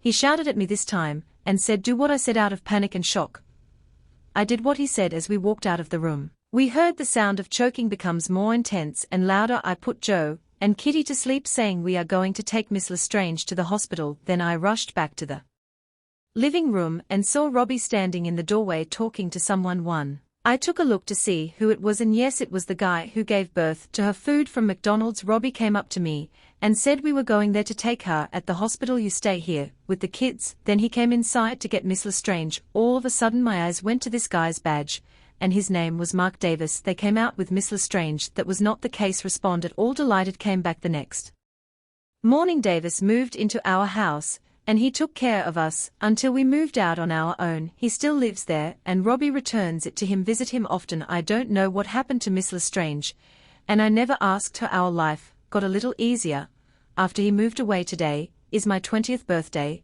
and Robbie sent me a beautiful birthday cake and some gifts in line with his first salary. He's the nicest friend you could have. I was going to throw away the parcel box just when my eyes landed on the invoice over there. There was a little note written on it, happy birthday Sarah, a little gift from your friend Robert Davis. I am 23 years old and I recently moved to Seattle looking for a job. I have been an outgoing person, but what has happened 3 days ago traumatized me for life. I met a girl named Jenny on Tinder. Jenny said she was 20 and currently works at Walmart saving for college. I'm me, even an independent person. I kind of started to like him. We texted almost all the time possible. Me 2. I got a job at a retail company. Things were taking a good turn, so I asked Jenny out. Jenny gave me the address of a coffee shop and arrived in time. I sat by a large glass window facing the street. I was scrolling on my phone waiting to Jenny just when a strange feeling grabbed my heart. I felt like someone was. I look at myself secretly. Immediately I glanced down the street. The street was full of people passing by, so it was hard to spot anyone in particular. I thought it was all in my head, so I ignored it, but in a few seconds I felt like I was washed again. Now, this time I suddenly looked and saw someone. I quickly went behind the lit street light the other side of the road. My eyes kept going, scanning the streets, when just the cafe door opened and Jenny walked in. She came up to me painting, and I said, "Are you looking for me?" and started laughing. I smiled awkwardly and didn't tell her about this strange incident. We started talking and I had a really good time with her. We got close and Jenny often crashed at my house after work. Sometimes I noticed Jenny getting lost in thought. One evening we went to see a movie, but halfway through the movie she suddenly got up and said I wanted to go home. I thought she was feeling sick or something, so I got in the car and took her taken to my house place. I asked her when I got home, "What happened, Jen? Are you feeling sick?" She looked at me with an angry face and replied, "Yeah, I'm tired of you checking the actress." Like so I wasn't even there. I laughed a little seeing her possessiveness in front of a movie. At first, it seemed cute to me that she liked me so much. I cooked her dinner that night and things came out. But over time I realized there was something very wrong with this girl. One evening I went out with 2 members of my office colleagues for a few drinks. Jenny wanted to come over that evening, but I told her I had other plans, so I'll see her tomorrow. I came home around 11 p.m. I was feeling very drunk, so I went to my room and threw myself on the bed. I don't remember how long I slept, but suddenly I felt that there was something different is happening with me. I can't explain this feeling, but it scared me all of a sudden. Suddenly I slowly opened my eyes, and as I looked at the bedroom door my heart caught in my throat. I barely locked my bedroom door, so the door was already half open. But the door wasn't the only thing that caught my eye. I saw Jenny, yes. She was there and looking at me with her very scary big eyes. I was a little gassed and woke up shivering. You scared me. Oh my God, Jen. She started laughing, as if what she had done was something very funny. She then slowly came to my bed and gave me a hug and I fell asleep. I fell asleep again, and I decided to tell her about it matters in the morning. When I woke up in the morning I realized that Jen was gone. I told her, called and I told Jen, "What were you doing last night at my house?" I was going to tell her I don't like people sneaking into my house behind my back, but she responded by sealing me mouth. Jenny says, "What do you mean, Bob? I stayed with my mom last night. You told me you had other plans, so I also made my own plans. Are you sure that was me?" Now that question freaked me out. I searched, "But you were there watching me sleep." Jenny laughed the same way and said, "Oh my dear Bobby, you must have dreamed of me. I told you I will miss you when I'm not there. Meet me in the evening." And she disconnected the phone. I couldn't concentrate on my work all day. All I thought about was how real this all was. I almost felt her touch while she slept next to me all night, so I thought maybe I was too drunk, and in fact, I imagined all this. A few days later, I took Jenny to this same cafe, where we met for the first time. We were talking while a colleague of mine called Pamela entered the store. She came in and I introduced her to Jenny. Jenny smiled at her, and after spending a little time in the cafe, we went home. It was a Sunday, so I told Jenny to stay at my place to do fries in the kitchen. Turning around I saw Jenny standing behind me with an expressionless face. I was a little surprised and I said, "My God, Jen, when are you going to stop doing?" Her replied, "Doing what?" I said, "How long did you stand there?" A little scary. I don't know what I said, but she suddenly got all furious and replied, "What is the problem with Pamela?" I was expecting this question at all because Pamela talked to us for barely a minute. I said, with surprised eyes, "Damn, Jen, you're overthinking it now. We just worked together, and it's a coincidence that we came everywhere today." Jenny ran up to me and started shouting in my face, "Oh really, you think I don't see you? I look at you sitting in the cafe all busy on your phone. Maybe you texted her to come over there." I was completely shocked to hear that. I replied in an annoyed tone, "That means you secretly watching me this night? This was not a dream at all, ___. But Jenny, you are a strange man." Then what happened was beyond my capabilities, expectations. Jenny shouted in her squeaky voice, and I lifted the hot pan from the stove before to be able to do anything. A hot metal hit my head so hard that I passed out on the floor screaming in pain. When I woke up, It took me a while to realize where I was. My head was heavy. I found myself tied up in a bedroom closet. Jenny told me tied my legs and hands and threw me in my own closet. She also taped my mouth, so I couldn't scream. I was looking for a way out just when a voice came to my ear. Where is Bob? Is he okay?